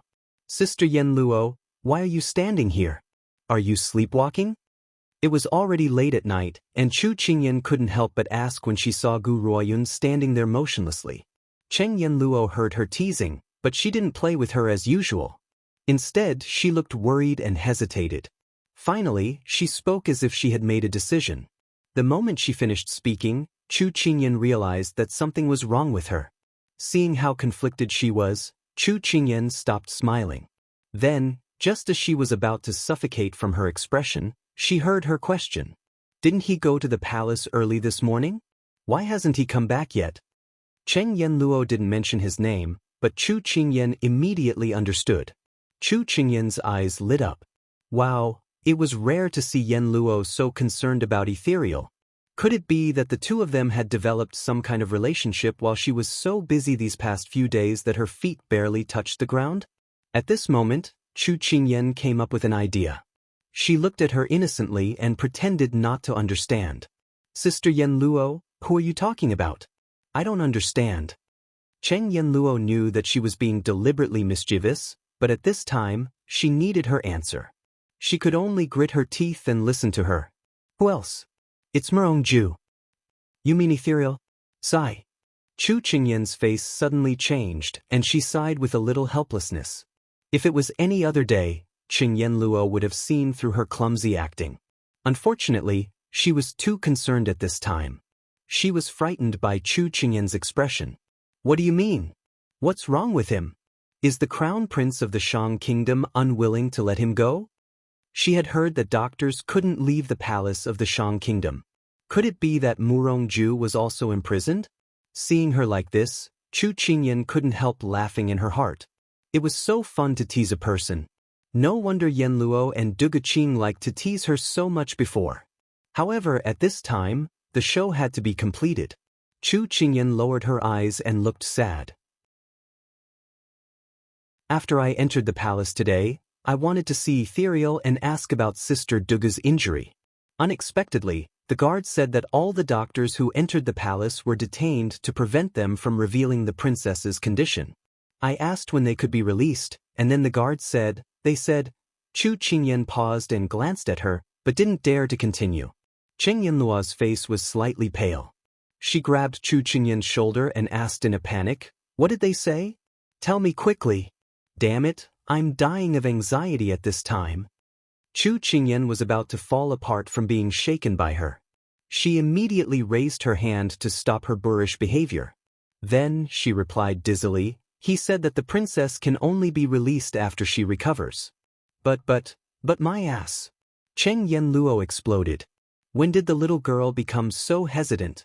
She was so anxious. Chu Qingyan felt that she really couldn't hold back her laughter, but she still stood her ground, because she was a qualified little matchmaker. But the guards said that if anything happened to the princess, all these people would be buried with her. Even Ethereal is no exception. This is the imperial order. Chu Qingyan's voice was no longer trembling, and she said it all in one breath. Then, as soon as she finished speaking, there was dead silence. Chu Qingyan was relieved. But when she saw Yenluo's pale face, she felt that this joke had gone too far. But she felt that it was not a good idea for the two of them to continue wasting their time there. It was better to give her a strong medicine. Maybe she could be revived. Therefore, his guilt vanished in an instant. It can't be. His medical skills are so high. Even father said that he is the most intelligent disciple he has ever taken in, Qing Yenluo mumbled. It was as if she was saying this to Chu Qingyan, but at the same time, it was as if she was comforting herself. Chu Qingyan saw this and couldn't help but sigh softly. Sister Yenluo obviously cared about Ethereal, but why couldn't she get over the hurdle between them? Sister Yenluo, actually Chu Qingyan felt that it was about time to tell her the truth. Otherwise, she would be guilty if she really caused trouble. At this time, Yi Lingfeng appeared out of nowhere. His footsteps were a little unsteady, and he was about to walk towards Xiao Su's room. Cheng Yenluo saw him and immediately stopped him. Young Master Yi, Murongju entered the palace with you. How is Duguqing's health? Can she be cured? When the three words Duguqing came out, Yi Lingfeng's dispirited eyes regained some spirit. Ethereal said that the injury is serious, but as long as the injured patient has a strong will and with medicine, there will be no problem in curing her. Cheng Yenluo heaved a sigh of relief when she heard this.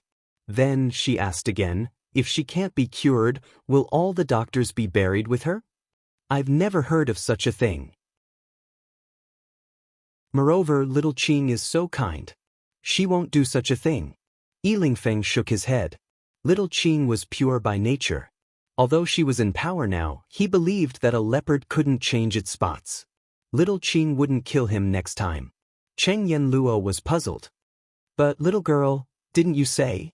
Where's the little girl? Cheng Yenluo suddenly realized that she had been tricked by the little girl when the corner of her snow-white clothes fluttered around the corner. Cheng Yenluo's furious roar reverberated throughout the spacious inn. Little girl, don't think that I can't catch you just because you have excellent Qinggong. If you have the ability, don't let me see you again. Chu Qingyan heard her roar, stuck out her tongue, and slipped away. It turned out that being a matchmaker was not easy at all. She had to be cute, glib, ugly, and run fast with Qinggong. Otherwise, she was likely to die young. At this moment, a mysterious man in black appeared in Shanggui's Lord Mansion. Bold assassin, how dare you break into Lord Kuen's mansion? Tell me who sent you? Lord Kuen, who was Duguqing's third uncle, questioned coldly. I'm from Xixien. I've been entrusted by my master to come here and help you. The man in black bowed and said. Chapter 546. King Kuen frowned and said with disdain, Xixuan? Xixuan came to meddle in Shang country's affairs. Don't you think it's too meddlesome? And who does your master think he is? How dare he send someone to my king's residence to criticize us? He's overestimating himself.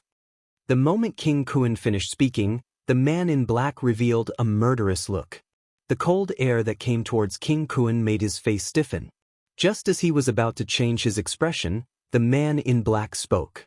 20 days ago, Shang country's emperor was hunting in the hunting grounds. Suddenly, 2 white tigers appeared and frightened Shang country's horse. The horse panicked and ran into the forest with Shang country's emperor. When the guards found him, Shang country's emperor had already died from an arrow. Am I right? Everyone knows about this. What's the use of saying this? King Kuen saw the man in black's mocking look and his heart trembled. Then do you know that the 2 white tigers were bought by a certain lord from Nansong Kingdom? The man in black said with a faint smile. King Kuen's expression changed. How did you know? It doesn't matter how we know. Now that Lord knows about our strength, to cooperate or not. You have 2 choices. The man in black said without a trace of politeness. Who do you want to deal with? King Kuen finally understood their purpose. King of England, Xiao Su. The man in black didn't hide it. He would find out sooner or later anyway. I heard that the King of England, Xiao Su's princess consort, is on good terms with Shang country's princess. Now that Shang country is in trouble, I don't think they will sit back and do nothing. Lord must have heard of Xiao Su's name. So do you think you can go against him with your strength? King Kuan was tongue-tied. King of England, Xiao Su? He's in Shang country? The invincible Xiao Wang, who was famous throughout the world, who became a general at a young age and single-handedly seized 3 of the enemy's generals. The man in black looked at him in disdain. How could such a person be worthy of cooperating with his master? If it wasn't for the fact that the third prince's faction had a greater advantage in the imperial court, he wouldn't look for them. Then who is your master? King Kuan looked at him with a face full of questions. I can't tell you that. The man in black said bluntly. King's heart. He couldn't bear to have his weakness in the hands of the man in black in front of him. Obviously, he was prepared. His weakness was in the hands of the person behind him. It was a terrible feeling. All right, let's work together. King Kuan agreed sullenly. Kuan's King Kuan. If you find anything, please. If you find anything. If you found him, please contact me. If you find anything. If anything. If you find anything. And, if you find anything, find anything. If you find anything else. He. At this moment, a middle-aged man in a loose green robe walked out from behind the screen. Su Lu, what do you think about this? King Kuan turned around and asked him immediately. If he's from Sichuan, based on his tone and aura, it's very likely that he's a secret guard in the palace. Those who are qualified to use a secret guard in the palace are the princes of Sichuan's royal family. Excluding Xiao Su and the young Xiao Ran, there's only Xiao Ho and Xiao Yao left. However, according to our intelligence, Xiao Yao has been unrestrained and indulged in wine and women. He has long declared that he has no intention of taking the throne. Therefore, the possibility is not high. Su Lu was King Kuan's strategist. The plan to assassinate the emperor of Shang country and assassinate Duguqing came from him. Su Lu had been by King Kuan's side for many years and had long become King Kuan's right-hand man. King Kuan would discuss matters with him. This time was no exception. Therefore, there's only Xiao Ho left. The prince who is rumored to be weak and sickly. I've seen this prince before and vaguely feel that he's not as harmless as he looks. To be able to lay low for so long, he must be quite capable. Su Lu continued. Then should we cooperate with them? Although they had agreed, it didn't mean that they couldn't go back on their words. Su Lu waved his hand. The friend of an enemy is an enemy. Since they're enemies, we can make friends with the enemy of a friend for a short period of time. We'll endure the humiliation first. When the time comes, if you want to get rid of the donkey after it has outlived its usefulness, wouldn't that be just a word from you, Lord? Hearing this, King Kuan's expression softened. All right. Previously, during the assassination, we didn't figure out the target and injured Duguqing, who was disguised as the crown prince. Now that we've alerted the enemy, the assassination can no longer be used. Why don't we borrow this person's hand to take down the crown prince? We'll talk about the rest when the time comes. Su Lu nodded. No one would have thought that the target of the assassination was Duguqing, but the one who was sent to the palace for treatment was Duguqing. However, everyone knew that Duguqing liked to dress up as a man. Therefore, the two of them didn't suspect anything. In fact, Duguqing was just pretending to be someone else. The next day, Chu Qingyan and Xiao Su entered the Shang country's palace. Duguqing had received news from Chu Qingyan yesterday that Xiao Su wanted to help her. At this moment, she was sitting upright and waiting for Xiao Su's arrival. When the three of them met, Duguqing bowed deeply to Xiao Su. His Royal Highness, our Shang country's century-old foundation is in your hands. Xiao Su raised his eyebrows. Princess, are you not worried that this prince is plotting against your Shang country? He had the Shaolai cavalry in his hands. If he took advantage of the situation, the Shang country's throne might change hands. Duguqing smiled when she heard that. I trust you. At this moment, Chu Qingyan interrupted, our big ice cube is not the kind of person who would steal from others. Hearing Chu Qingyan's childish words, Duguqing couldn't help but laugh. Xiao Su turned around and sat down. He looked up at Duguqing. I'm indebted to Princess for trusting this prince. This prince already understands the Shang country's current situation. The two bigger powers in the imperial court are the third prince's faction and the fourth prince's faction. The others are nothing to be afraid of. Regarding these two factions, does Princess have any useful information? Duguqing didn't expect Xiao Su to get to the main topic so quickly. She sat down on the main seat. She looked ashamed. I don't have anything valuable in my hands. However, I suspect that third brother colluded with third uncle to murder my imperial father and brother. It's just that I don't have any evidence. Evidence? Xiao Su frowned. Leave this matter to the Xiao cavalry. When the time comes, we will tell Princess the truth. Okay, thank you His Royal Highness. Duguqing said gratefully. In fact, before coming here, Xiao Su already had evidence that King Kuan and Third Prince colluded to murder the Shang country's emperor. However, it wasn't enough to prove it. That was why Xiao Su said that. The day after tomorrow is the end of the year. What are the arrangements in the palace? Xiao Su looked at her seriously. Because Imperial Father passed away, there can't be a big celebration. They just let the officials have a New Year's Eve dinner in the palace like in previous years. Duguqing replied. Princess, why don't you make use of this banquet to get rid of Third Prince, King Kuan and Fourth Prince's factions? Long delays may lead to trouble. Xiao Su said slowly. What? Not only was Duguqing shocked, even Chu Qingyan was shocked. Big Ice Cube isn't joking, right? Could the tripartite balance of power and influence be eliminated so easily? However, the person in front of her looked calm and didn't seem to be joking at all. Duguqing reacted and asked solemnly, I wonder what Your Highness in King has planned? I would like to hear the details. Chapter 547. Duguqing's steadiness and self-restraint made the arrogant Xiao Su look at her in a different light. He couldn't help but think of his good friend. It seemed like he still had a long way to go after her. He deserved it.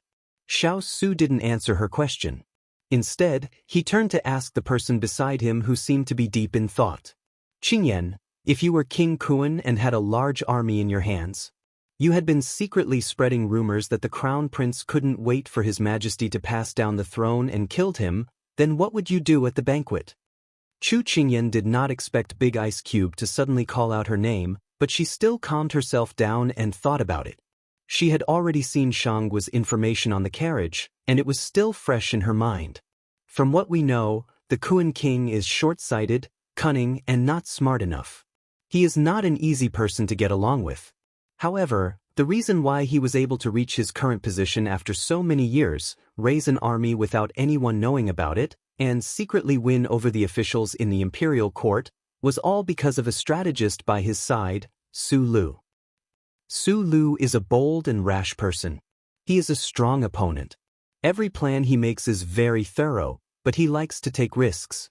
Therefore, I think that he might let King Kuan make things difficult for the Crown Prince during the banquet and collude with the officials in his camp to frame the Crown Prince. In the name of taking revenge for Emperor Shang, he will abolish the Crown Prince. King Kuan has 100,000 soldiers in his hands. He has nothing to fear. If he can't force the Crown Prince to abdicate, he won't mind shedding all pretense of cordiality. After all, at this time, the Crown Prince has nothing to rely on other than 30,000 city guards and palace guards. The Empress of the Shang Kingdom, also known as Empress Chen, came from the Chen family of the Shang Kingdom's Defender General.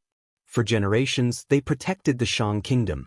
Since ancient times, in order to maintain the balance between the imperial harem and the court, the emperor would take some measures to prevent his relatives from interfering in politics. However, the Chen family had been generals and officials for generations. They were also worried that their achievements would affect the emperor. Furthermore, their family produced an empress. In order to not make things difficult for Empress Qin, they were also afraid of the Qin family. Therefore, when Duguqing's maternal grandfather married his daughter to the Shang Kingdom emperor, he wrote a letter asking for the entire family to move to the border to help guard the border. Of course, the Shang Kingdom emperor agreed. Although it was one thing to trust in his subjects, it was hard to predict a person's heart. Hence, the Shang Kingdom emperor's trust in Empress Qin. However, the Qin family was at the border. Although there were people from the Qin family in the imperial court, they did not have much military power, let alone be compared to King Kuan's army. The reason why Chu Qingyan had such a conjecture was because she had received news from the fierce cavalry that the king of Kun was mobilizing his troops frequently. It seemed like he was heading towards the Shang nation's imperial capital. Chu Qingyan shook her head and said, "If they can create enough public opinion, you will be the ones in the wrong. They can declare you guilty in any way they want. Be it killing the emperor, seizing the throne, or colluding with other nations. The winner is the king, and the loser is the bandit." Duguqing leaned back in her chair in a daze. That's right. Even imperial father and imperial younger brother tried to kill them. What else can these people not do? Chu Qingyan could understand her thoughts. She had never had to worry about food and clothing since she was young. How could she know that people were sinister? For the sake of power and wealth, they were shameless and heartless. And now, she had this realization because of the pursuit that Big Ice Cube had encountered along the way. If it was someone else, it would be understandable, but even his father, the emperor, did not let him go. It simply overturned her three views. She could not imagine what the heart of the person who ordered the killing of his own son was made of. Was it made of iron? Sister Dugu, you don't have to worry too much. This is just my guess. Maybe nothing happened. Seeing her shocked expression, Chu Qingyan couldn't help but comfort her. Duguqing shook her head and smiled bitterly. After hearing what you said and combining all the recent signs in the imperial court, I seem to be able to feel some signs. Recently, King Kuan's attitude towards me in the imperial court has been getting worse and worse. The reason why he is so fearless is probably because the end of the year is approaching. Chu Qingyan was silent. She didn't know how to comfort her. Qingyan is right. King Kuan will definitely make his move at the banquet. Xiao Su's words were concise as he came to a conclusion. Just now, you said that we should get rid of them at the banquet. Since we don't have the military strength to fight against 100,000 soldiers, and we are in a disadvantageous position, what should we do? Although she had more or less figured out King Kuan's deployment, Chu Qingyan still couldn't imagine how to turn the situation around. Give them a taste of their own medicine. Xiao Su's eyes flashed as he said to the two of them.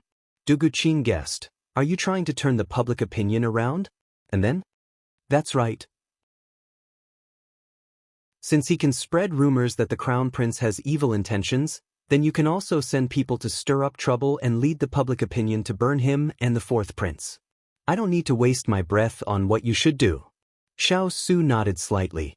Chu Qingyan continued, "This way, if we want to take King Kuan down at the banquet, we will have a reason. What about the fourth prince?" Hearing this, Xiao Su looked at Duguqing. Is it very difficult to convict someone of a crime? Duguqing's eyes widened when she understood. Admiration for Xiao Su surfaced in her eyes. It's not difficult at all. Fourth brother has done many illegal things in secret for so many years.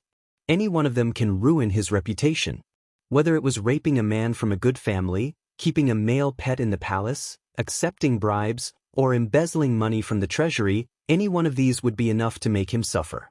Chu Qingyan understood immediately. What Big Ice Cube meant was that regardless of whether the two of them would take action at the banquet, they would strike first to gain the initiative. The crimes were already made. If there was no evidence, they could fabricate them. Although this method was cruel and simple, it was the most effective and direct method at the moment. But I'm still worried about the 100,000 generals in King Kuan's hands. What if King Kuan is angered and sends his army straight into the imperial capital? The people who will be injured will be the innocent people. Duguqing was worried. Xiao Su said indifferently, "To catch bandits, first catch the ringleader. If the main pillar is gone, these people will be like a group of dragons without a leader. As long as you keep an eye on the third prince and King Kuan, everything else can be easily solved."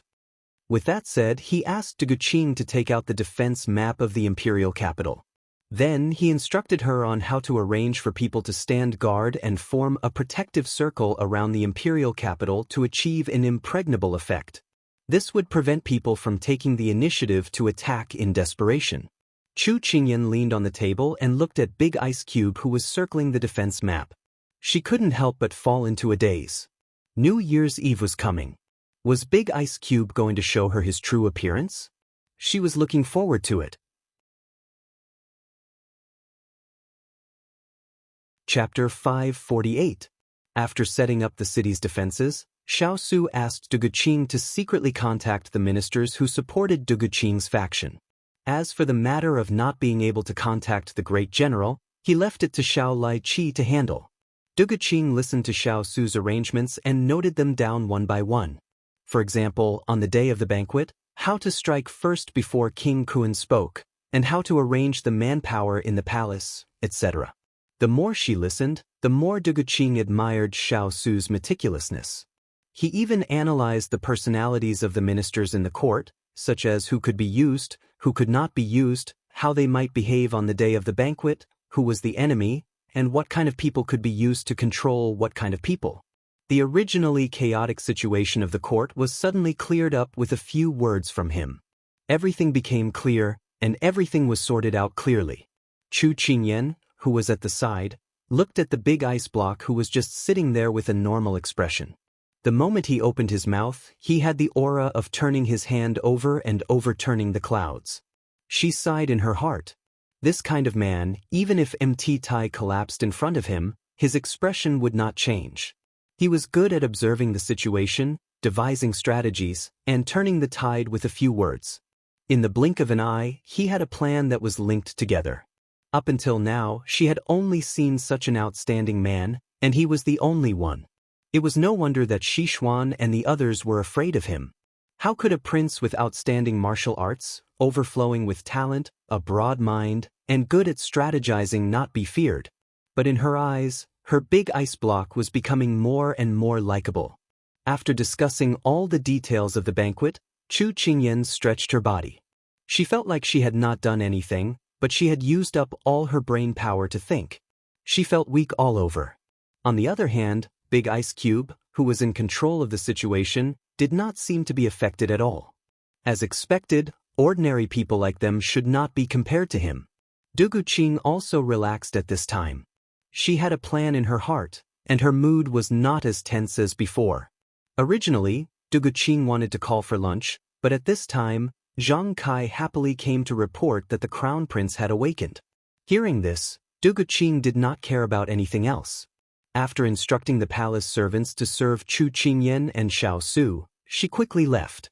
Big ice block, I feel that many things are slowly getting better. Chu Qingyan looked at Du Guqing's back and tilted her head with a smile.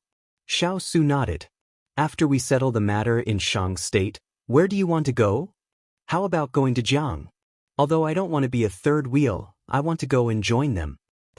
Chu Qingyan could not help but feel that her treachery was laughable. Sure. Xiao Su smiled. At this moment, there was nothing he had to do, and there was nothing holding him back. The military power in his hands had already been taken back. Other than the title of Prince Ing, he had nothing else to do. It was a good opportunity to accompany the little fellow around and accompany her as she grew up.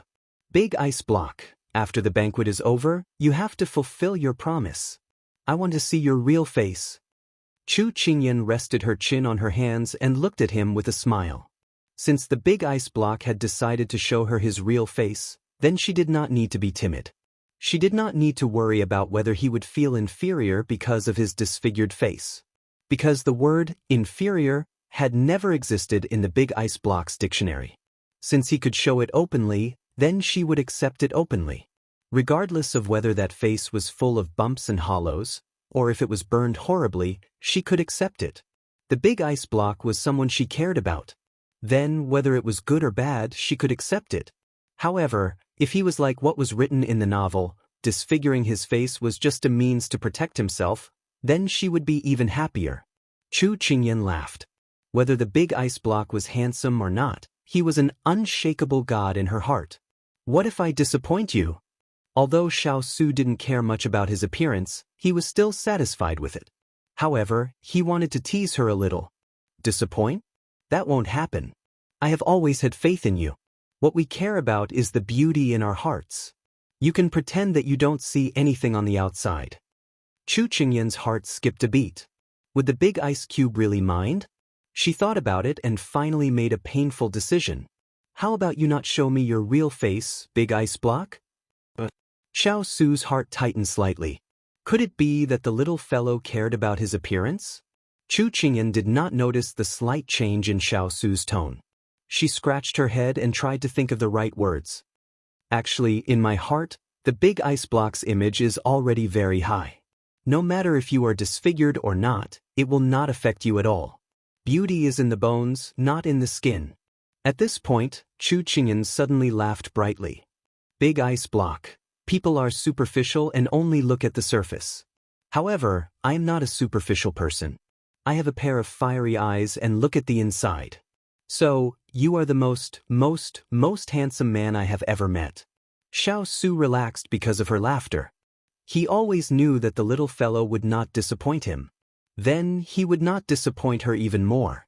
The day after tomorrow was the banquet. He was looking forward to it. Meanwhile, in the Kuan Palace, the four people in the study were discussing the banquet's actions. The third Prince Duguhi, the Kuan Palace, Su Lu, and the man in black that appeared that night. As expected by Xiao Su and Chu Qingyan, they were preparing to force the crown prince to step down during the banquet. However, on the roof of the study, two people were leaning on the tiles and listening attentively to the people below.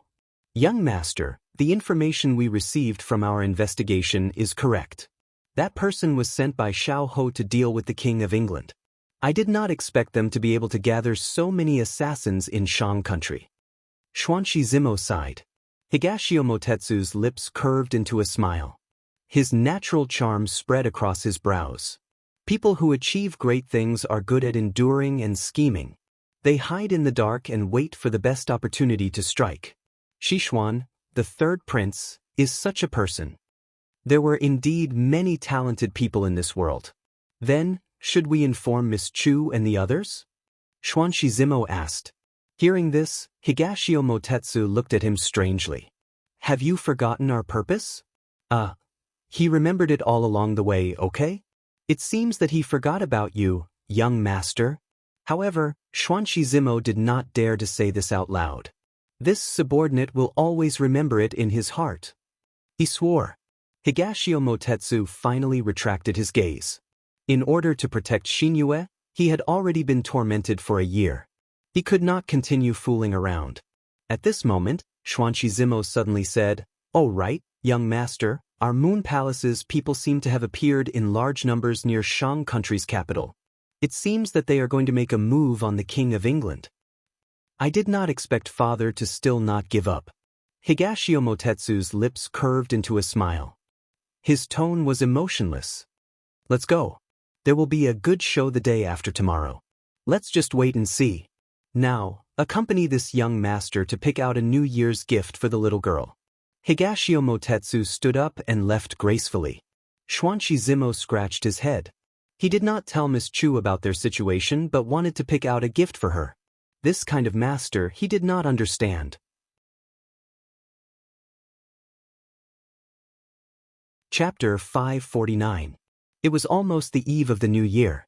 Even though the death of the Emperor of Shang had caused the entire capital to be in mourning, the arrival of the New Year's Eve had diluted much of the sadness. Even though they didn't dare to openly decorate the streets with lanterns and decorations, the imperial court was currently in a terrible state and no one would care about such things. Thus, the citizens still pasted up couplets and window decorations. The atmosphere of the new year gradually became stronger. The streets and alleys were filled with people wearing new clothes. Children didn't know how to worry as they ran around with windmills. Chu Qingyan and Xiao Su sat in a horse carriage as they passed through the bustling city. They returned to the inn and arranged a safe place for Father Chu and the rest to stay. Because tomorrow night was destined to be a chaotic night, Chu Qingyan couldn't bring her parents to the palace to stay with them. Thus, before the chaos in Shang was resolved, it was better for them to stay in a safe place. Looking at the lively and adorable children outside the window, Chu Qingyan smiled. It's good to be a child, carefree and worry-free. When she said this, it was as if she had forgotten that she was only a 10-year-old child. It was just that she had grown 1 year older after the new year.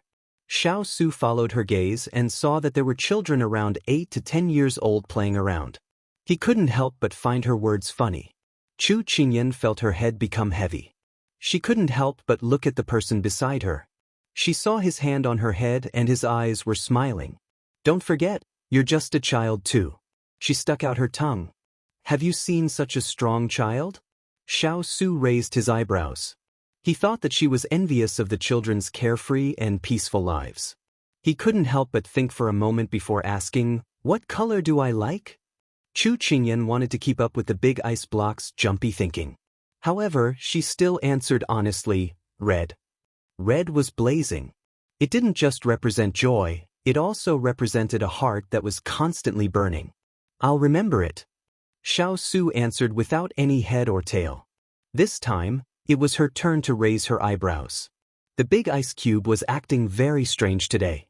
However, on the second day, her room was filled with red, vermilion, peach, jujube, ruby, silver, and other different styles of clothes, shoes, hair accessories, jewelry. Chu Qingyan was dumbfounded. This is a sea of red. At this time, Xining was standing on the side with a basin in her hands. Seeing Hualing instructing Xiao Lai to bring in a chest full of clothes and accessories for her master, she couldn't help asking, "Sir Hualing, what are you doing?" Hualing put his hands behind his back and pretended to be deep in thought for a moment. Then he said with a serious expression, "Master is giving the little princess clothes for the new year." Huh? Xining was confused. That's it. Actually, Hualing also didn't know why his master suddenly ordered them to go to Shang country and collect all the clothes and things for girls when he came back yesterday. They were all men and actually did this kind of thing. However, due to his master's prestige and the fact that the person they were sending was their family's little princess, they had to do it even if it was embarrassing. This was the first time their Shaolai cavalry went to a place filled with rouge and powder. Everyone came back with a body full of fragrance. That Liu Guang who could go 3 days and 3 nights without washing or sleeping on the battlefield took 3 baths when he came back. How pitiful! Xining felt that they were acting strange and brought water into the room. As soon as she entered, she saw her master sitting on a vermilion chest holding a golden hairpin in his hand and biting it into his mouth. "Master, what are you doing?" Xining was shocked. "I'm trying to see if this golden hairpin is really made of gold. It's quite heavy when I hold it." In the past, she didn't pay attention to these things, but now that she had nothing to do and was thinking about traveling the world with Big Ice Cube in the future and raising such a large group of Shaolai cavalry, it would definitely cost a lot. She thought that if these were made of gold, she wouldn't wear them and hide them. In the future, when she didn't have enough money to spend, she would just treat it as spending one item at a time. Xining patted her chest. "That's good, that's good. This servant thought that you wanted to commit suicide." Chu Qingyan rolled her eyes at her. Was she the kind of person who would commit suicide? However, when she saw Xining's plain and clean clothes, she thought that she had never been harsh on this little girl. Why did she dress like the palace maids in Shang Kingdom's palace? Thinking of this, she picked out a few bracelets, hairpins, and beads that she liked from several boxes and stuffed them into Xining's hands. "Here, this is a New Year's gift for you." After saying this, Chu Qingyan stubbornly bit those hairpins. It was so painful.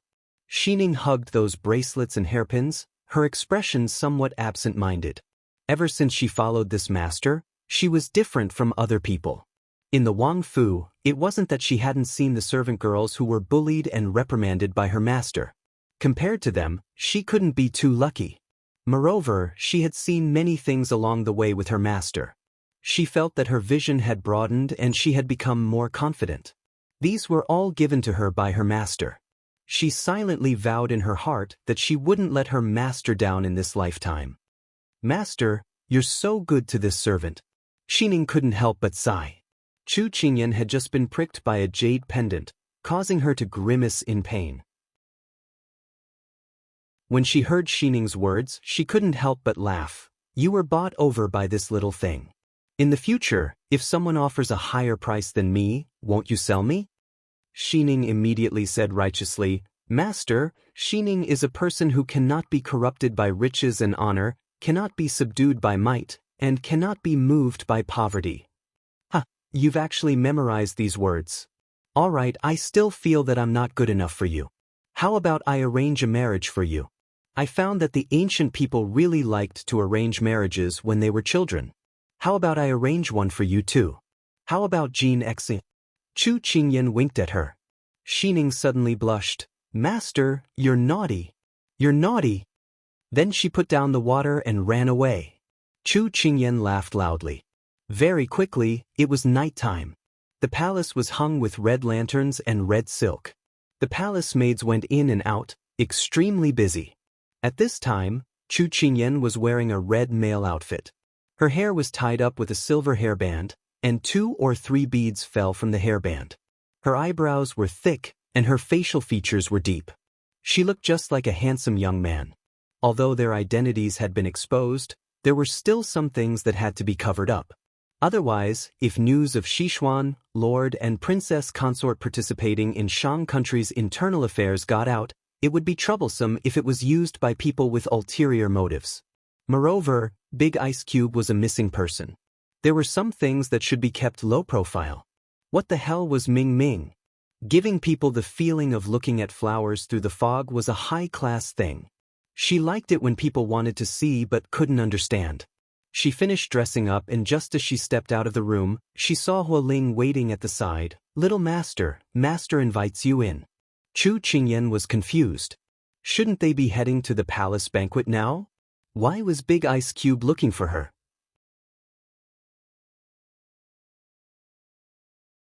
Chapter 550. Chu Qingyan followed Hualing to a quiet little garden and saw the person standing under the wisteria. Today, he was still wearing a black robe, but it was a bit more luxurious than usual. The corner of his robe was decorated with a cold lotus that was wrapped in golden silk. Large golden lotuses bloomed on the hem of his robe. When the night wind blew, those branches and leaves danced in the wind, creating a beautiful scene. He stood with his hands behind his back, looking at her from the side. His posture was handsome, solemn, and his eyes shone brightly. She couldn't help but think of a saying, if one's appearance was good, then one's expression was also good. His facial features were clearly ordinary, but there was a feeling that made people unable to look away. She thought, in this world, there would always be a kind of person who, regardless of appearance or status, could give people a feeling of amazement and warmth. Perhaps when others heard her say that His Royal Highness, who killed without blinking, was like this, they would snort in disdain, but she still firmly believed it. This person amazed her years and warmed her time. Xiao Su immediately saw Chu Qingyan walking over.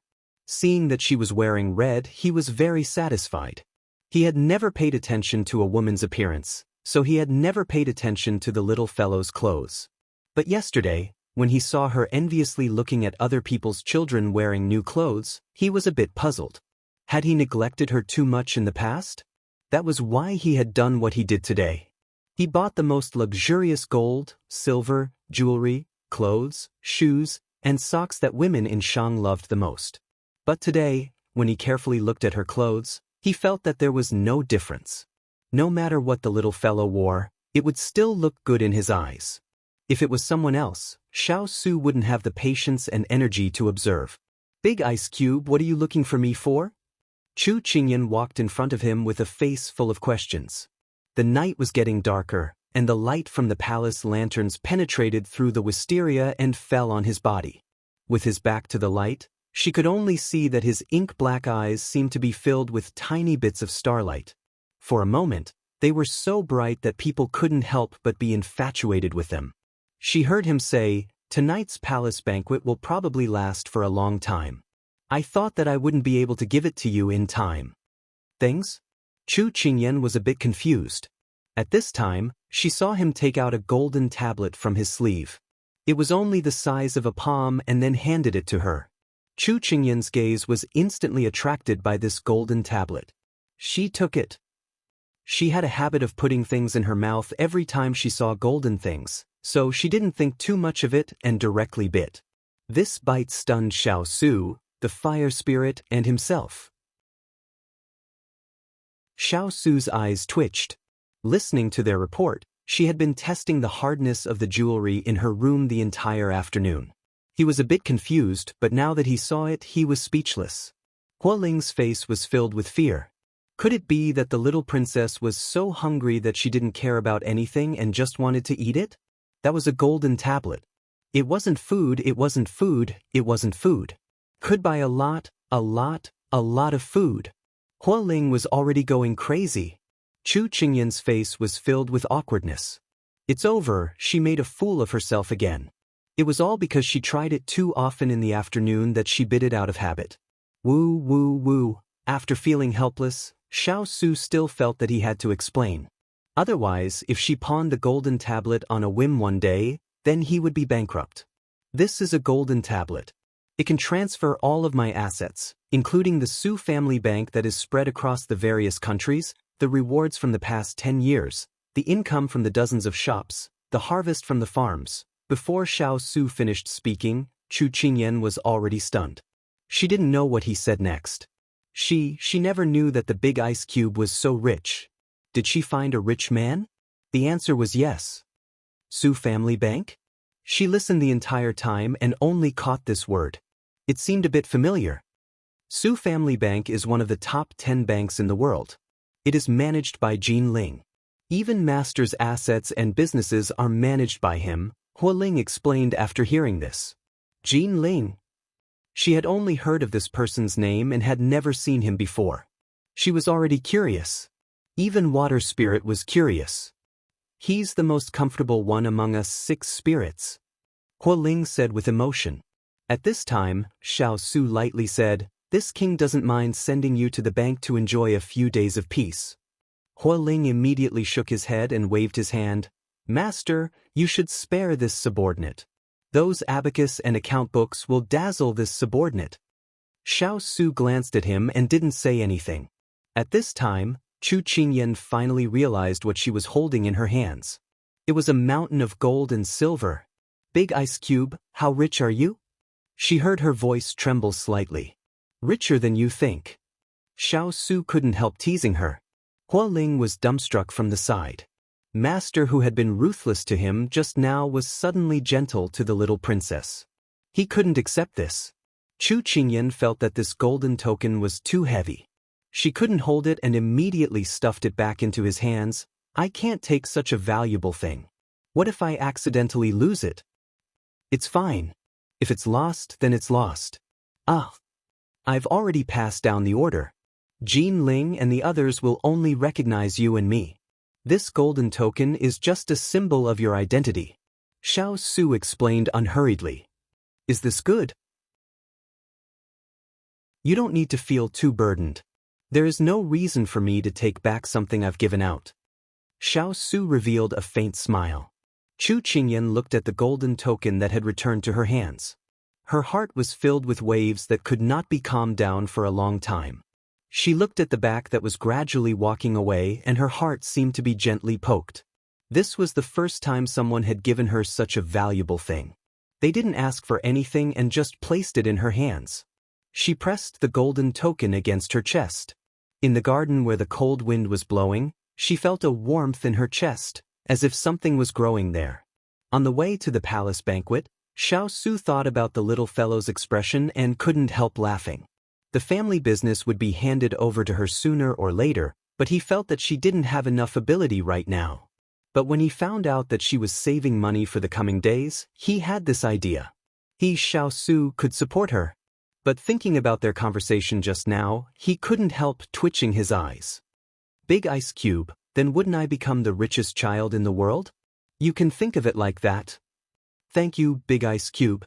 No need to be so polite. Congratulations on growing up another year." "Congratulations, you've grown another year older." He was only 21 years old after the new year. How could he be old? Hualing felt that his master, who was in a good mood just now, suddenly had dark clouds hanging over his head. He couldn't help shrinking his shoulders. His master's mood swings were so scary. The little princess loved to punish subordinates. Chapter 551. Although this banquet wasn't a grand one, the palace banquet wouldn't be too bad either. The moment Chu Qingyan entered, she saw officials dressed in official robes and sitting behind long tables with their families. It was a peaceful scene. Palace maids surrounded the entire hall like colorful butterflies, dazzling one's eyes. Below them was a burning earth dragon, making the entire palace feel as warm as spring. Chu Qingyan and Xiao Su attended this banquet as Du Guqing's close friends. At this moment, someone came to lead her to her seat. Originally, Big Ice Cube wanted to come in with her, but he was called away because Du Guqing had something to do. Not long after, hundreds of officials had gathered in the hall. Because she was young and kept a low profile, she didn't attract much attention. Therefore, she drank the tea in front of her and listened to the discussions in the hall. "Hey, have you heard? His Majesty was killed by King Kuan." A minister whispered mysteriously to the person next to him. "What? You heard it too? I heard it from official Yang yesterday." The minister next to him was shocked, then lowered his voice. "I see. I heard it from official Lu." Official Lu seemed to have heard it from official Dong. "Is this true or false?" The minister also lowered his voice. "I don't think it's groundless. You see, King Kuan has been speaking rudely to the crown prince recently. There's no respect in his words. Maybe he already has the intention to rebel." The minister next to him shook his head. Chu Qingyan covered her mouth with her hand as she drank her tea. Her lips curled into a smile. No matter how soft their voices were, they could not escape her ears. She realized that ever since her martial arts had improved by leaps and bounds, her eyesight and hearing had improved as well. Nothing within 30 feet of her could escape her ears. It seemed that she had already created public opinion.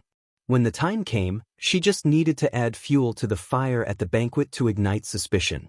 The mission that Big Ice Cube gave her tonight was very simple. It was to protect Du Guqing and learn more. She had just finished her cup of tea when someone sat down beside her. It was Yi Lingfeng. "Why you here?"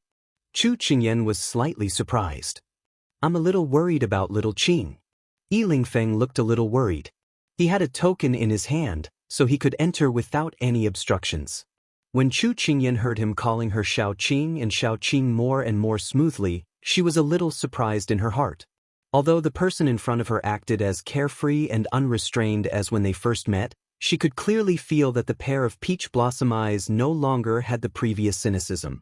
Instead, it was like the peace after 1,000 sails. She thought, the runaway wild horse is finally going to settle down. At this moment, Xiao Su also sat down. He was not surprised to see Yi Lingfeng. He turned to look at Chu Qingyan and said, 1 hour later. "Pay attention to the situation." All right. Big Ice Cube meant that the plan would start in an hour, so they had to pay attention to see if anyone was taking advantage of the opportunity to assassinate them. Yi Lingfeng asked, "Is there anything I can help with?" "Protect yourself and the people you want to protect." Xiao Su raised his wine cup and heard his question. He could not help but look at him and tease him. Although he knew that his good friend was teasing him, it was also the truth. Yi Lingfeng nodded and did not say anything else. Soon, Du Guqing, dressed in the crown prince's palace robes, entered the hall surrounded by the crowd. "Greetings to your highness." Everyone bowed in greeting. "My beloved subjects, rise." Du Guqing sat on the dragon throne and raised her hand to everyone. After everyone was seated, Du Guqing scanned the crowd and looked puzzled. "Why don't I see King Kuan and fourth royal brother? Were they delayed on the way?" When she said this, the officials looked at each other. It was disrespectful to appear later than the crown prince at such an important moment.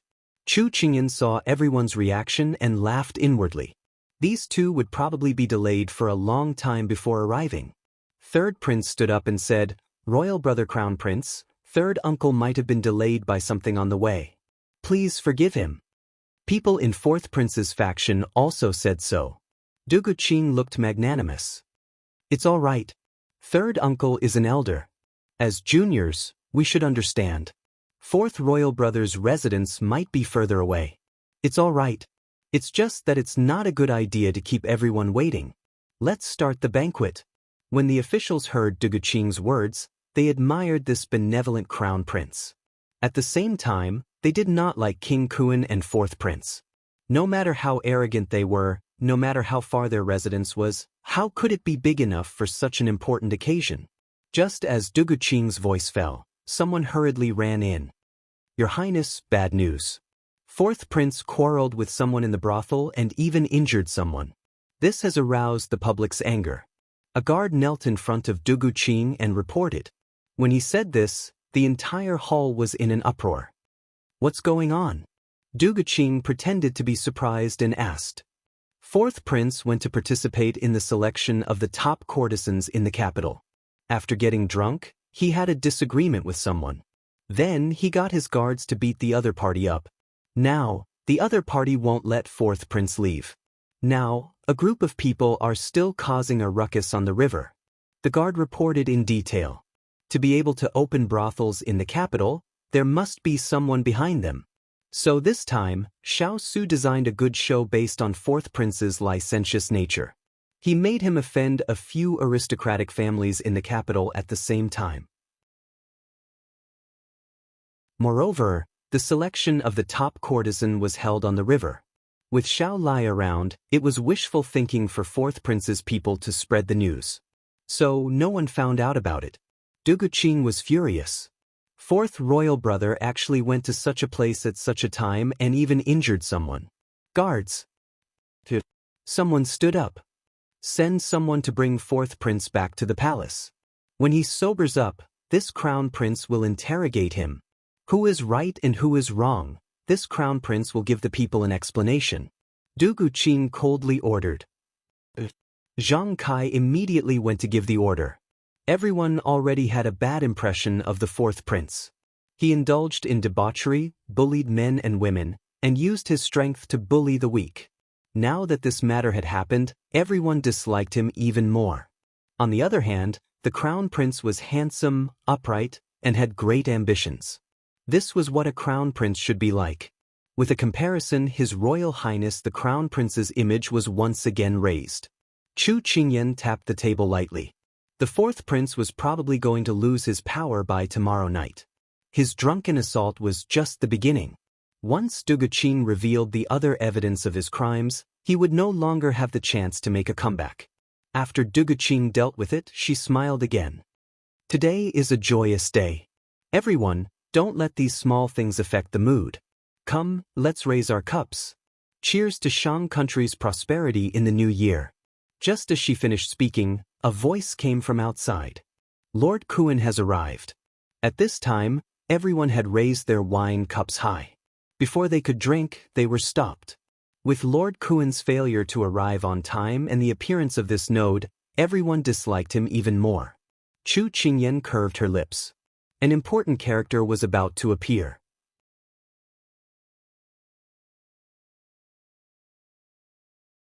Chapter 552. Due to the foreshadowing just now, Lord of Kuan felt the unreadable gazes from the crowd the moment he appeared. He could not help but feel his scalp tighten. He had left early for the banquet this time. Who knew that a shrew would pester him at the door saying that she was pregnant with his child the moment he stepped out of the palace? This caused his tigress to fly into a rage. He only cared about appeasing her and did not make it to the palace banquet. Furthermore, his tigress refused to enter the palace in a fit of anger. No matter how he tried to persuade her, he could not persuade her and could only enter the palace alone. At this moment, Dugu Qing already knew about this. She asked with a concerned expression, "Third Imperial Uncle, where is Third Imperial Aunt? Why didn't she come with you?" Hearing this, awkwardness flashed across Lord Kuan's face. His tone was stiff. She was not feeling well, so she did not enter the palace. Lord Kuan was not good at hiding his emotions. The impatience on his face towards the crown prince caused those officials who remained neutral and supported the crown prince to become even more dissatisfied with him. Su Lu, who was standing beside Lord Kuan, saw that the atmosphere in the hall was a little strange. She could not help but whisper for Lord Kuan to quickly sit down. After Lord Kuan received the message, he returned to his seat. Dugu Qing glanced at the crowd and a smile appeared in her eyes. Then she waved her hand and let the eunuch sing the part where the officials would celebrate the new year. Originally, this part was the last. However, after discussing with Xiao, this part was brought forward. This meant that the plan was about to enter the final stage. Chu Qingyan took a bite of the pork shoulder. Hearing this, she could not help but turn to ask the person beside her, Big ice block, what did Lord of Kuan give? Xiao Su picked up some vegetables with his chopsticks and put them into her bowl. His expression was indifferent as he said, something that will only do him harm. There were too many people around, so she did not ask further. She lowered her head and saw the carrots in her bowl. She looked at the person beside her with a heart full of complaints. At this moment, she realized that Yi Lingfeng had not touched his chopsticks. She could not help but look at him. She saw that his gaze was fixed on the main seat. Chu Qingyan followed his gaze and saw that he was looking at Du Guqing. Chu Qingyan shook her head. The furthest distance in the world is that I'm sitting in front of you, but you don't know. Now, it was King Kuan's turn to present his gift. Actually, King Kuan did not pay much attention to this gift. This was because their original plan was to make things difficult for the Crown Prince during the song and dance performance not long after the banquet started. Who knew that things would go wrong from the moment they left the banquet? Now, their plans were disrupted. Su Lu told him that there was a change in the plan. They would only take action after the gifts were presented. Only then did King Kuan suppress his emotions. At the same time, he sent someone to inform the third prince. King Kuan brought a box forward and said, "Your Highness, this is the scripture that my wife copied. I hope it can bless our Shang nation with good weather and the safety of Guodai." Du Guqing's face was filled with joy. She let someone take the box and said, "Thank you for your kindness. May I know what scripture Third Imperial Aunt copied?" This. King Kuan looked troubled. How would he know what was written inside? This afternoon, she suddenly said that the coral birthday painting that she had prepared was missing. He did not know who suggested that she use the scripture that she copied every day to replace it. King Kuan was in a hurry for tonight's big event and did not care what she took. However, he did not expect the Crown Prince to not follow the rules. He felt that he was in a passive position now. King Kuan's expression had already told everyone that he did not care about this gift at all. There was no sincerity at all. Bad review. Su Lu sat below and exchanged glances with one of Xiao Ho's men in black who was disguised as a follower. She suddenly felt that something was wrong with today's events, but she couldn't tell what was wrong. Du Guqing looked at King Kuan's expression and smiled. However, it quickly disappeared. She said with an unnatural expression, "Third Imperial Uncle doesn't know either. Let's open it and take a look. I heard that Third Imperial Aunt has good handwriting. Let me take a look." King Kuan felt that something was out of his control. However, he did not know how to correct it. He could only let Du Guqing do as she wished. Is it starting? Chu Qingyan put down her chopsticks and looked at everything in the hall with full attention. At this moment, the officials were still eating and drinking. The hall was filled with joy. Chu Qingyan heard Big Ice Cube's deep voice and replied, "Yes." She immediately entered a state of high alert. Du Guqing took out a stack of papers from the box. Originally, she was casually flipping through them, but when she saw the words on them, her expression suddenly changed. Then, she quickly skimmed through the papers, and the expression on her face became worse and worse. When the officials in the hall saw her expression, they couldn't help but stop. They had no idea what had happened. Even King Kuan was baffled. At this moment, Du Guqing looked coldly at King Kuan. She suppressed her anger and said word by word, "Third Imperial Uncle, you deceived the Emperor and colluded with Third Imperial Brother to murder my Imperial Father. You colluded with the officials to usurp the throne. The evidence is conclusive. What else do you have to say? Crown Prince, don't slander me. Although you are the Crown Prince, I am still your Imperial Uncle. Please speak more politely." King Kuan's expression turned serious.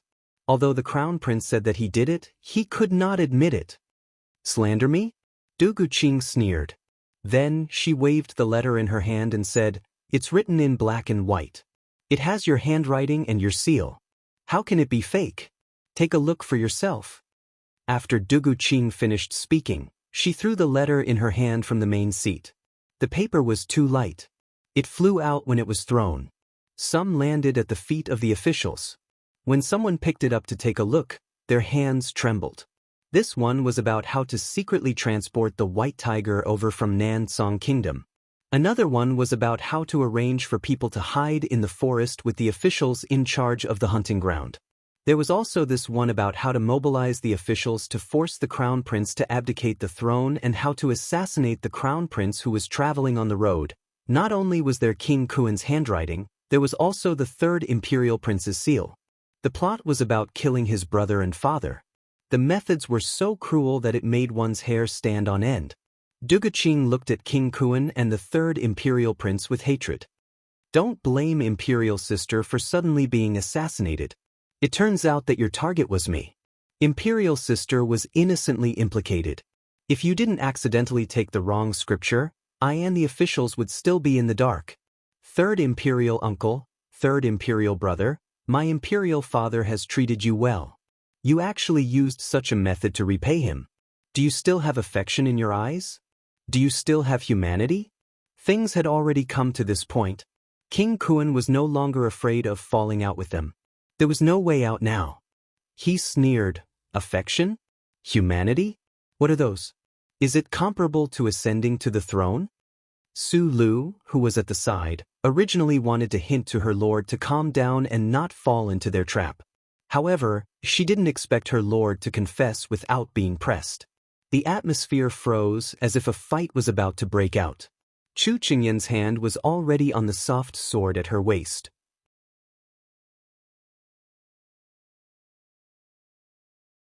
Chapter 553. She thought that it would take a lot of effort for King Kuen to admit to these crimes, but she did not expect him to agree so easily.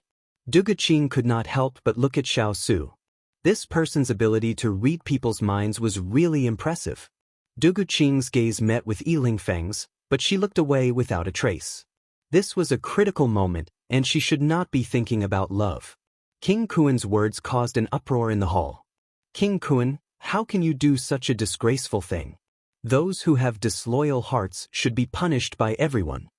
The censor stood up and reprimanded him with a face full of anger. Once the censor spoke, many ministers stood up and reprimanded him. At this moment, King Kuen raised his hand, and the sword of the guard beside him was in his hand. Then he exerted force and stabbed the censor in the chest. This happened too suddenly, and no one expected it. When the censor fell to the ground, the ministers who stood up took a step back in fright. They went forward to check on him, and finally said to Duguqing, "The censor has stopped breathing." King Kuen, how dare you kill someone in the hall? You've lost your mind to this extent. Duguqing stood up angrily and pointed at King Kuen. At this moment, King Kuen put his hands behind his back fearlessly and looked at Duguqing viciously. Your Highness, the winner is the king, and the loser is the bandit. My 100,000 soldiers are already 3 miles away from the capital. As long as I give the order, they can flatten the capital within an hour. Now, there are 2 paths in front of you. One is to resign from the position of crown prince and save the people in the capital. The other is for me to flatten the capital and take over your position. You rebellious minister! Do you know that you will make third royal brother unjust by doing this? How can the Shang kingdom accept him gaining power like this? Duguqing looked at third royal brother who was at a loss. It seemed like he did not know that things would turn out this way. No, it should be said that he did not know that the plan would change so quickly. King Kuen laughed out loud. I'll kill God and Buddha. Those who block me will die. Whoever is not convinced can stand up, and I will fulfill their wishes. If anyone wants to stand on this king's side, this king will definitely not treat them unfairly. At this moment, Chu Qingyan was already standing beside Duguqing. Looking at the ferocious King Kuen below, she felt that her worldview had been refreshed. She had never seen such an arrogant and conceited person who dared to openly challenge the imperial authority. Even if such a person obtained the throne of Shang Kingdom, he would go down in history in infamy. She sneered, "Is that so? Then this prince wants to see who will stand on your side." After King Kuen finished speaking, there were already many officials on his side. Most of them were people who usually argued with Duguqing in the imperial court. Duguqing's face darkened. Xiao Su wanted her to take this opportunity to see the true colors of these officials. After this matter was over, they could purge the civil and military officials, keeping the loyal ones and getting rid of the dregs. After a while, the two sides began to curse at each other. How can you help the evildoers like this? How can you face the Shang Empire, the Crown Prince, and His Majesty? A fine bird chooses a fine tree to nest in. I feel that following King Kun will lead to a brighter future. Those who walk different paths cannot work together. The Crown Prince should surrender quickly. Don't implicate the innocent people, said the other. Shameless bastard, shut up. The hall was already in an uproar. The situation was clearly in their favor, but Su Lu looked at the Crown Prince and felt that although the Crown Prince's reaction was angry, he was not flustered. Could it be that he had something to rely on? Or was he scared silly? Du Guqing glanced at Xiao Su. Seeing that he nodded to indicate that she could take action, she raised her hand to signal for everyone to be quiet. Then she ordered, Zhang Kai, why are you still standing there? There are so many traitors. Capture them all. Yes, your humble servant. Zhang Kai immediately called for people to surround them. As expected, a fledgling is not afraid of a tiger. You want to go against us with just this amount of people? You are overestimating yourselves. King Kun snorted coldly. Then, with a wave of his hand, the guards who followed him rushed into the hall. In the hall, the situation was on the verge of breaking out. Du Guqing looked at the dozens of guards beside him and could not help but laugh. You dare to come out and make a fuss with just this amount of people. I don't know if Third Imperial Uncle is too confident. After laughing, she lowered her hand and Zhang Kai led people forward. Su Lu frowned. Lord, didn't our people enter the palace? Why are they so quiet now? King Kun was also confused. However, he could not show weakness now. He knew how to stabilize the morale of the army. Therefore, he shouted, Everyone here, as long as anyone can hurt the Crown Prince, he will be promoted. As long as he can get the Crown Prince's head, he will be promoted to a first-rank official. With such a great reward, there would definitely be brave men. The guards beside him all rushed towards Du Guqing. These people were the best of the best under King Kun. They were not comparable to ordinary palace guards. At this moment, King Kun looked at the man in black beside him. Seeing that he was indifferent, King Kun was a little annoyed. Didn't you bring people here? Why don't you help me kill the Crown Prince? The man in black revealed a mocking smile. Your plan has been exposed. There's no need for us to cooperate anymore. My target has always been one person. After speaking, the man in black did not care about King Kun's ugly expression. He led his people and walked quickly towards Xiao Su. Their target had always been the King of England, Xiao Su. They had only used King Kun's power to let them enter the palace. This King Kun was still too naive and stupid. At this moment, Chu Qingyan was fighting with the guards who were attacking Du Guqing. She had just stopped 2 or 3 people when she saw people who were different from King Kun's men charging towards Big Ice Cube. Her expression changed slightly. Big Ice Cube's Xiao cavalry had been sent to restrain King Kun's army. Now, there was no one else besides Turin. At this moment, the wine cup in Xiao Su's hand suddenly flew out and exploded in midair. The shards flew and slashed across the necks of a few people. One move took the lives of at least 3 people. Seeing this, Chu Qingyan heaved a sigh of relief. Then she thought about it. Who was the Big Ice Cube? His martial arts were exceptional, and these people would not be a problem for him. She continued to focus on blocking the guards who were attacking Du Guqing. She did not know if it was because King Kun was too tempting, but these people attacked without any regard for their lives. Chu Qingyan could not take care of so many people. She was careless and someone went past her and went towards Du Guqing. Du Guqing's martial arts were not weak either. She lifted her leg and kicked towards the guard.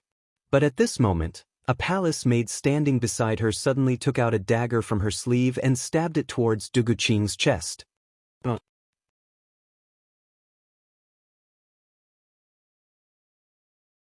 Chapter 554.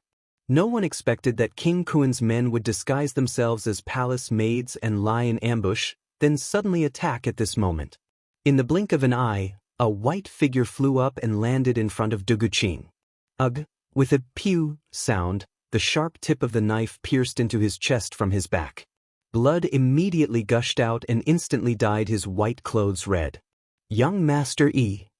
Lingfeng, big brother Lingfeng, Duguqing cried out involuntarily as she looked at the back of the man who was standing in front of her like a stone statue, firm and indestructible. I'm fine. He looked at Duguqing and curled his lips, but when he finished speaking, he coughed up a mouthful of blood. Just as the palace maid was about to pull out her blade to stab Chu Qingyan finished her off with a single strike. Yi Lingfeng couldn't stand properly and fell towards Duguqing. Duguqing subconsciously stretched out her hands to catch him, and the two of them fell to the ground.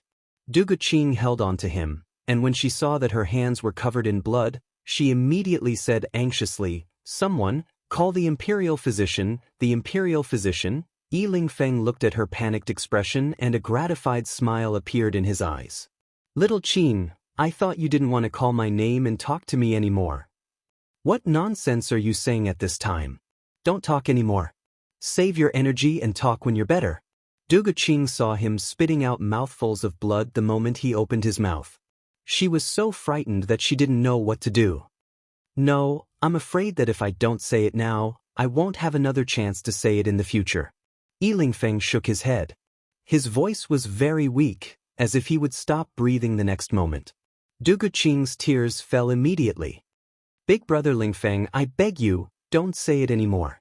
You're the only son of the Yi family in 3 generations. If you leave just like that, what will happen to the Yi family? Also, what will happen to me?" Yi Lingfeng held her hand and smiled reluctantly. "It's all right. My father is still young and can have another child with my mother. What nonsense are you saying? It's not funny at all." Duguqing cried uncontrollably. Who would have thought that the person who was smiling at her just now would be lying in her arms in the blink of an eye, barely breathing? "Xiao Qing, I'm sorry.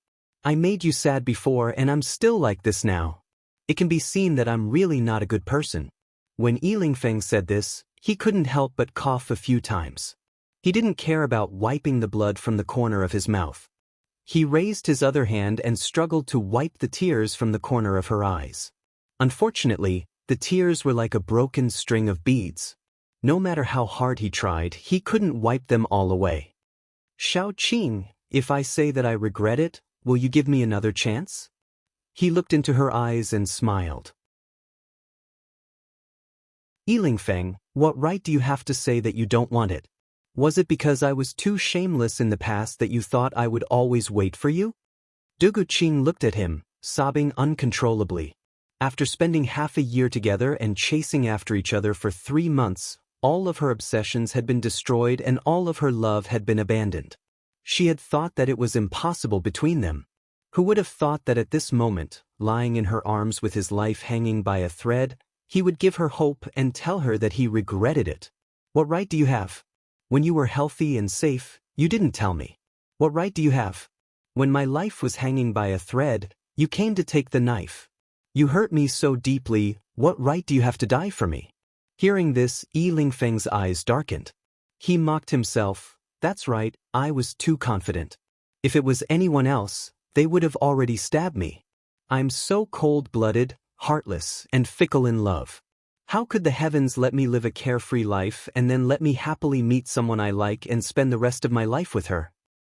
Xiao Qing, I'm sorry. I've let you down in the end." He slowly retracted his hand. What right did he have now? Suddenly, his hand was held. Yi Lingfeng's eyes widened. Those peach blossom eyes were filled with astonishment. Duguqing raised her eyes and looked at him angrily. "You bastard! When I shamelessly chased after you, I was rejected by you more than once. I didn't even say anything about giving up. But you've only been rejected by me once and you're already disheartened. As a man, how can your skin be so thin? You're even worse than a woman." "Xiao Qing." His peach blossom eyes were filled with pleasant surprise. "You mustn't die, all right? I still want to reject you a few more times to get back the face I've lost, so you have to live well, all right?" Duguqing's tears fell down once again. Why hasn't the imperial physician come yet? Duguqing looked around and still did not see the imperial physician's figure. Her eyes were suddenly filled with despair. Her hand was tightly held and Duguqing looked down at him. "Xiao Qing, I'm really sorry. He coughed out a mouthful of blood and his eyes were filled with endless sorrow. I shouldn't have done this to you.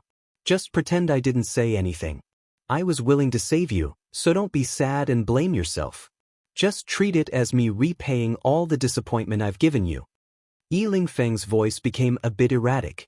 These words were like knives stabbing into Du Guqing's heart. Imperial father is gone, little brother is still struggling on the edge of life and death, Imperial mother is heartbroken. At this time, how can you bear to abandon me? Du Guqing's eyes were filled with tears. She tightly held his hand, not daring to let go for a moment. Happiness was clearly at her fingertips, but she was always one step away. If she had bravely taken that step, would the two of them not have this kind of ending? Yi Lingfeng looked at Du Guqing in front of him and thought of the scene when the two of them first met. When I first saw you on the street, I thought in my heart, how could there be such a girl as cute as a flower? Du Guqing looked into his eyes. That little bit of light slowly dimmed and her heart felt like thousands of knives were stabbing into it. Lingfeng, you're not allowed to leave, you're not allowed to leave. Xiao, live like a flower. Be happy and live bravely. I'm sorry, like a gust of wind sweeping across your lake, but in the end I can't stop. If possible, I want to take care of you for a lifetime and be rejected by you again and again, so you can get back the face you've lost. If possible, I want to hug you. After so many years, you're the first girl to make my heart ache. I think you'll also be the last one in my life. There are no ifs, please take good care of yourself. In your next life, don't meet a man like me again. That pair of peach blossom eyes slowly closed. In March, the peach blossoms bloom, and in April, the fragrance is gone. Next year, the branches will grow, and the flowers will bloom again the next month. In the unseen world, reincarnation will turn. Du Guqing hugged Yi Lingfeng, crying her heart out. Chu Qingyan stood to the side, silently glancing over, her eyes filled with sorrow. The saddest thing in the world was to be separated by love.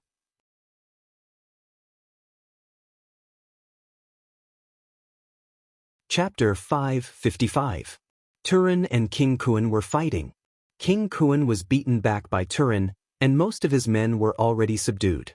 However, there was a man beside King Kuan who was extremely skilled in martial arts. Xiao Su fought with him, and because the two of them were extremely lethal, Xiao Su lured him out of the hall.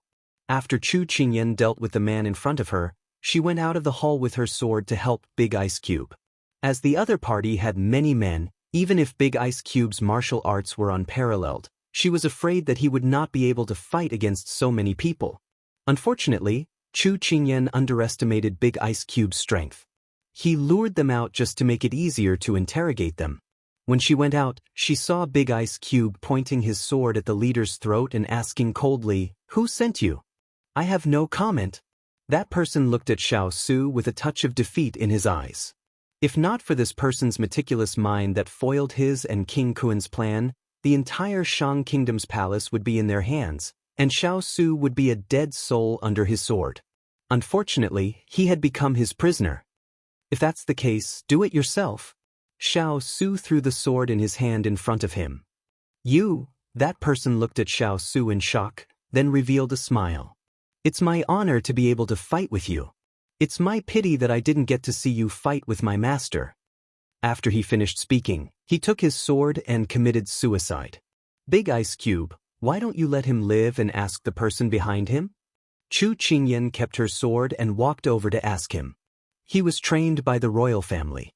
"It doesn't make a difference whether I ask him or not," Xiao Su replied indifferently. Chu Qingyan was slightly stunned. "Someone from the royal family?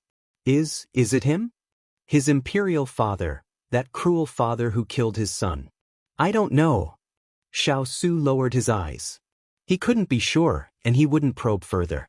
Chu Qingyan's heart ached. Even if it wasn't the Sichuan emperor, it was still a member of the royal family. The truth was cruel, so it was better not to know, right? Suddenly, Xiao Su led Chu Qingyan in a different direction. He drew his flexible sword from his waist and faced the people descending from the sky. Moon Palace sect? Chu Qingyan was brought to the back of the Big Ice Cube. As soon as she stood still, Tai too saw people in white flying down from the sky. In the middle, a woman stepped on a white dress and landed. In the cold winter night scene, he saw petals dancing in the sky. The scene was very familiar. Weren't they the people who said something about the Suicide Squad in the Sichuan? I didn't think that after 3 months, His Royal Highness would still remember me. The woman in the lead landed. Her snow-colored flower-painted cloak was wrapped around the back of her hand. Her fingertips rested on it, and she didn't hide her charm at all. Everyone in Jianghu wanted to kill absolute killer Meiji. She was the Moon Palace Sect's Suicide Squad protector, and the snow-robed woman who stopped the big ice cube. This king only remembers your symbol. Xiao Su looked at the weapons in their hands. They all had the word moon on them. Absolute killer Meiji's expression turned ugly. It seemed that she was thinking too much. The big ice cube's poisonous tongue was always on display in front of the enemy. The moment he opened his mouth, he killed the enemy's arrogance. Chu Qingyan was very satisfied. I definitely won't let you leave alive today. Absolute killer Meiji gave the order, and the people behind her raised their swords and moved towards them. If these people in front of them weren't here to assassinate them, Chu Qingyan would feel that the fluttering white clothes and long hair in front of her, and if there was a bit of white fog, it would be like a gathering at the Jade Lake. Unfortunately, these people were all cold and emotionless. Every one of them was a killing move. Xiao Su didn't even frown. He directly swung the long sword in his hand. The sharp edge of the sword met the attack head-on. Chu Qingyan wasn't willing to be outdone. She also tangled with these people from the Moon Palace sect. He didn't know if it was because the detoxifying herbs this time had the effect of increasing his power, but Xiao Su found that every time he attacked tonight, the power was a bit stronger than before. Although the people from the Moon Palace sect had all been trained to be strong, in Xiao Su's eyes, they were like moths to a flame. One by one, they were sent flying. Absolute killer Meiji was originally very pleased with herself.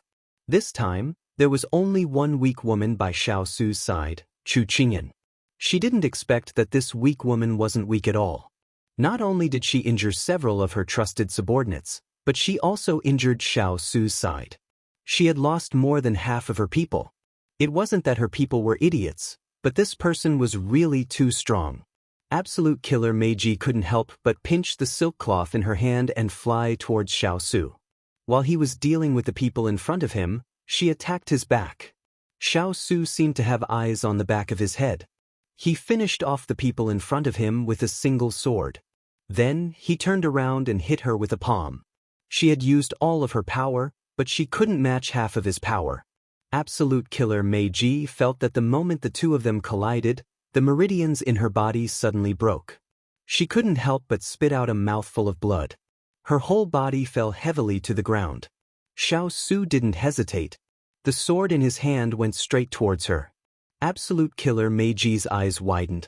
She didn't expect that she would die here today. But at this time, a leaf flew towards Xiao Su. Xiao Su recognized the hidden weapon in the air. He retracted the sword in his hand and blocked it in front of him. That leaf hit his sword. After the force was removed, it fell to the ground. Chu Qingyan had already returned to Xiao Su's side. She frowned as she looked in the direction the leaf came from. Who was it this time? She saw a dark purple figure flying in the air. He somersaulted in the air and landed in front of absolute killer Meiji. A purple veil covered his face, revealing a pair of flirtatious phoenix eyes. His expression was as cold as a knife. His body was shining and there seemed to be a glazed light flowing in his eyes. Chu Qingyan suddenly recalled that this man was the one who had barged into her room and kidnapped her. Wasn't he the one who had left a jade tablet in her room? Wait, that's not right. Why did this person give her a familiar feeling? Had she seen him somewhere before? Young master. Absolute killer Meiji's face showed a touch of joy. Protector Meiji has suffered. The languid voice was charming. After that person answered, he was slightly stunned. Oh no, he forgot to change his voice. Chu Qingyan's eyes widened. This voice? Higashio Motetsu? Higashio Motetsu couldn't help but look at Chu Qingyan. Seeing her looking at him with a face full of shock, His eyes showed a touch of frustration. He was still discovered. He reached out and took off the purple veil on his face. Then he smiled. His smile was a bit bitter. Little girl, we meet again. You're the Moon Palace sect's young master? Chu Qingyan's mind was filled with the way absolute killer Meiji addressed him. Something seemed to be broken in the depths of her eyes. I didn't expect to be exposed so quickly. Little girl, let me introduce myself again. I am Higashio Motetsu, the current young master of the Moon Palace sect. Higashio Motetsu raised his hand and waved at her. Since it had already come to this point, then he might as well be frank. You're tuning in to the Passion Pages YouTube channel. We're so grateful for your support, and don't forget to subscribe to join us on this incredible journey through captivating stories. Your generosity through donations truly makes a world of difference, as it's the primary source of revenue that allows me to expand and enhance this channel for you. Thank you from the bottom of my heart for being a part of this adventure.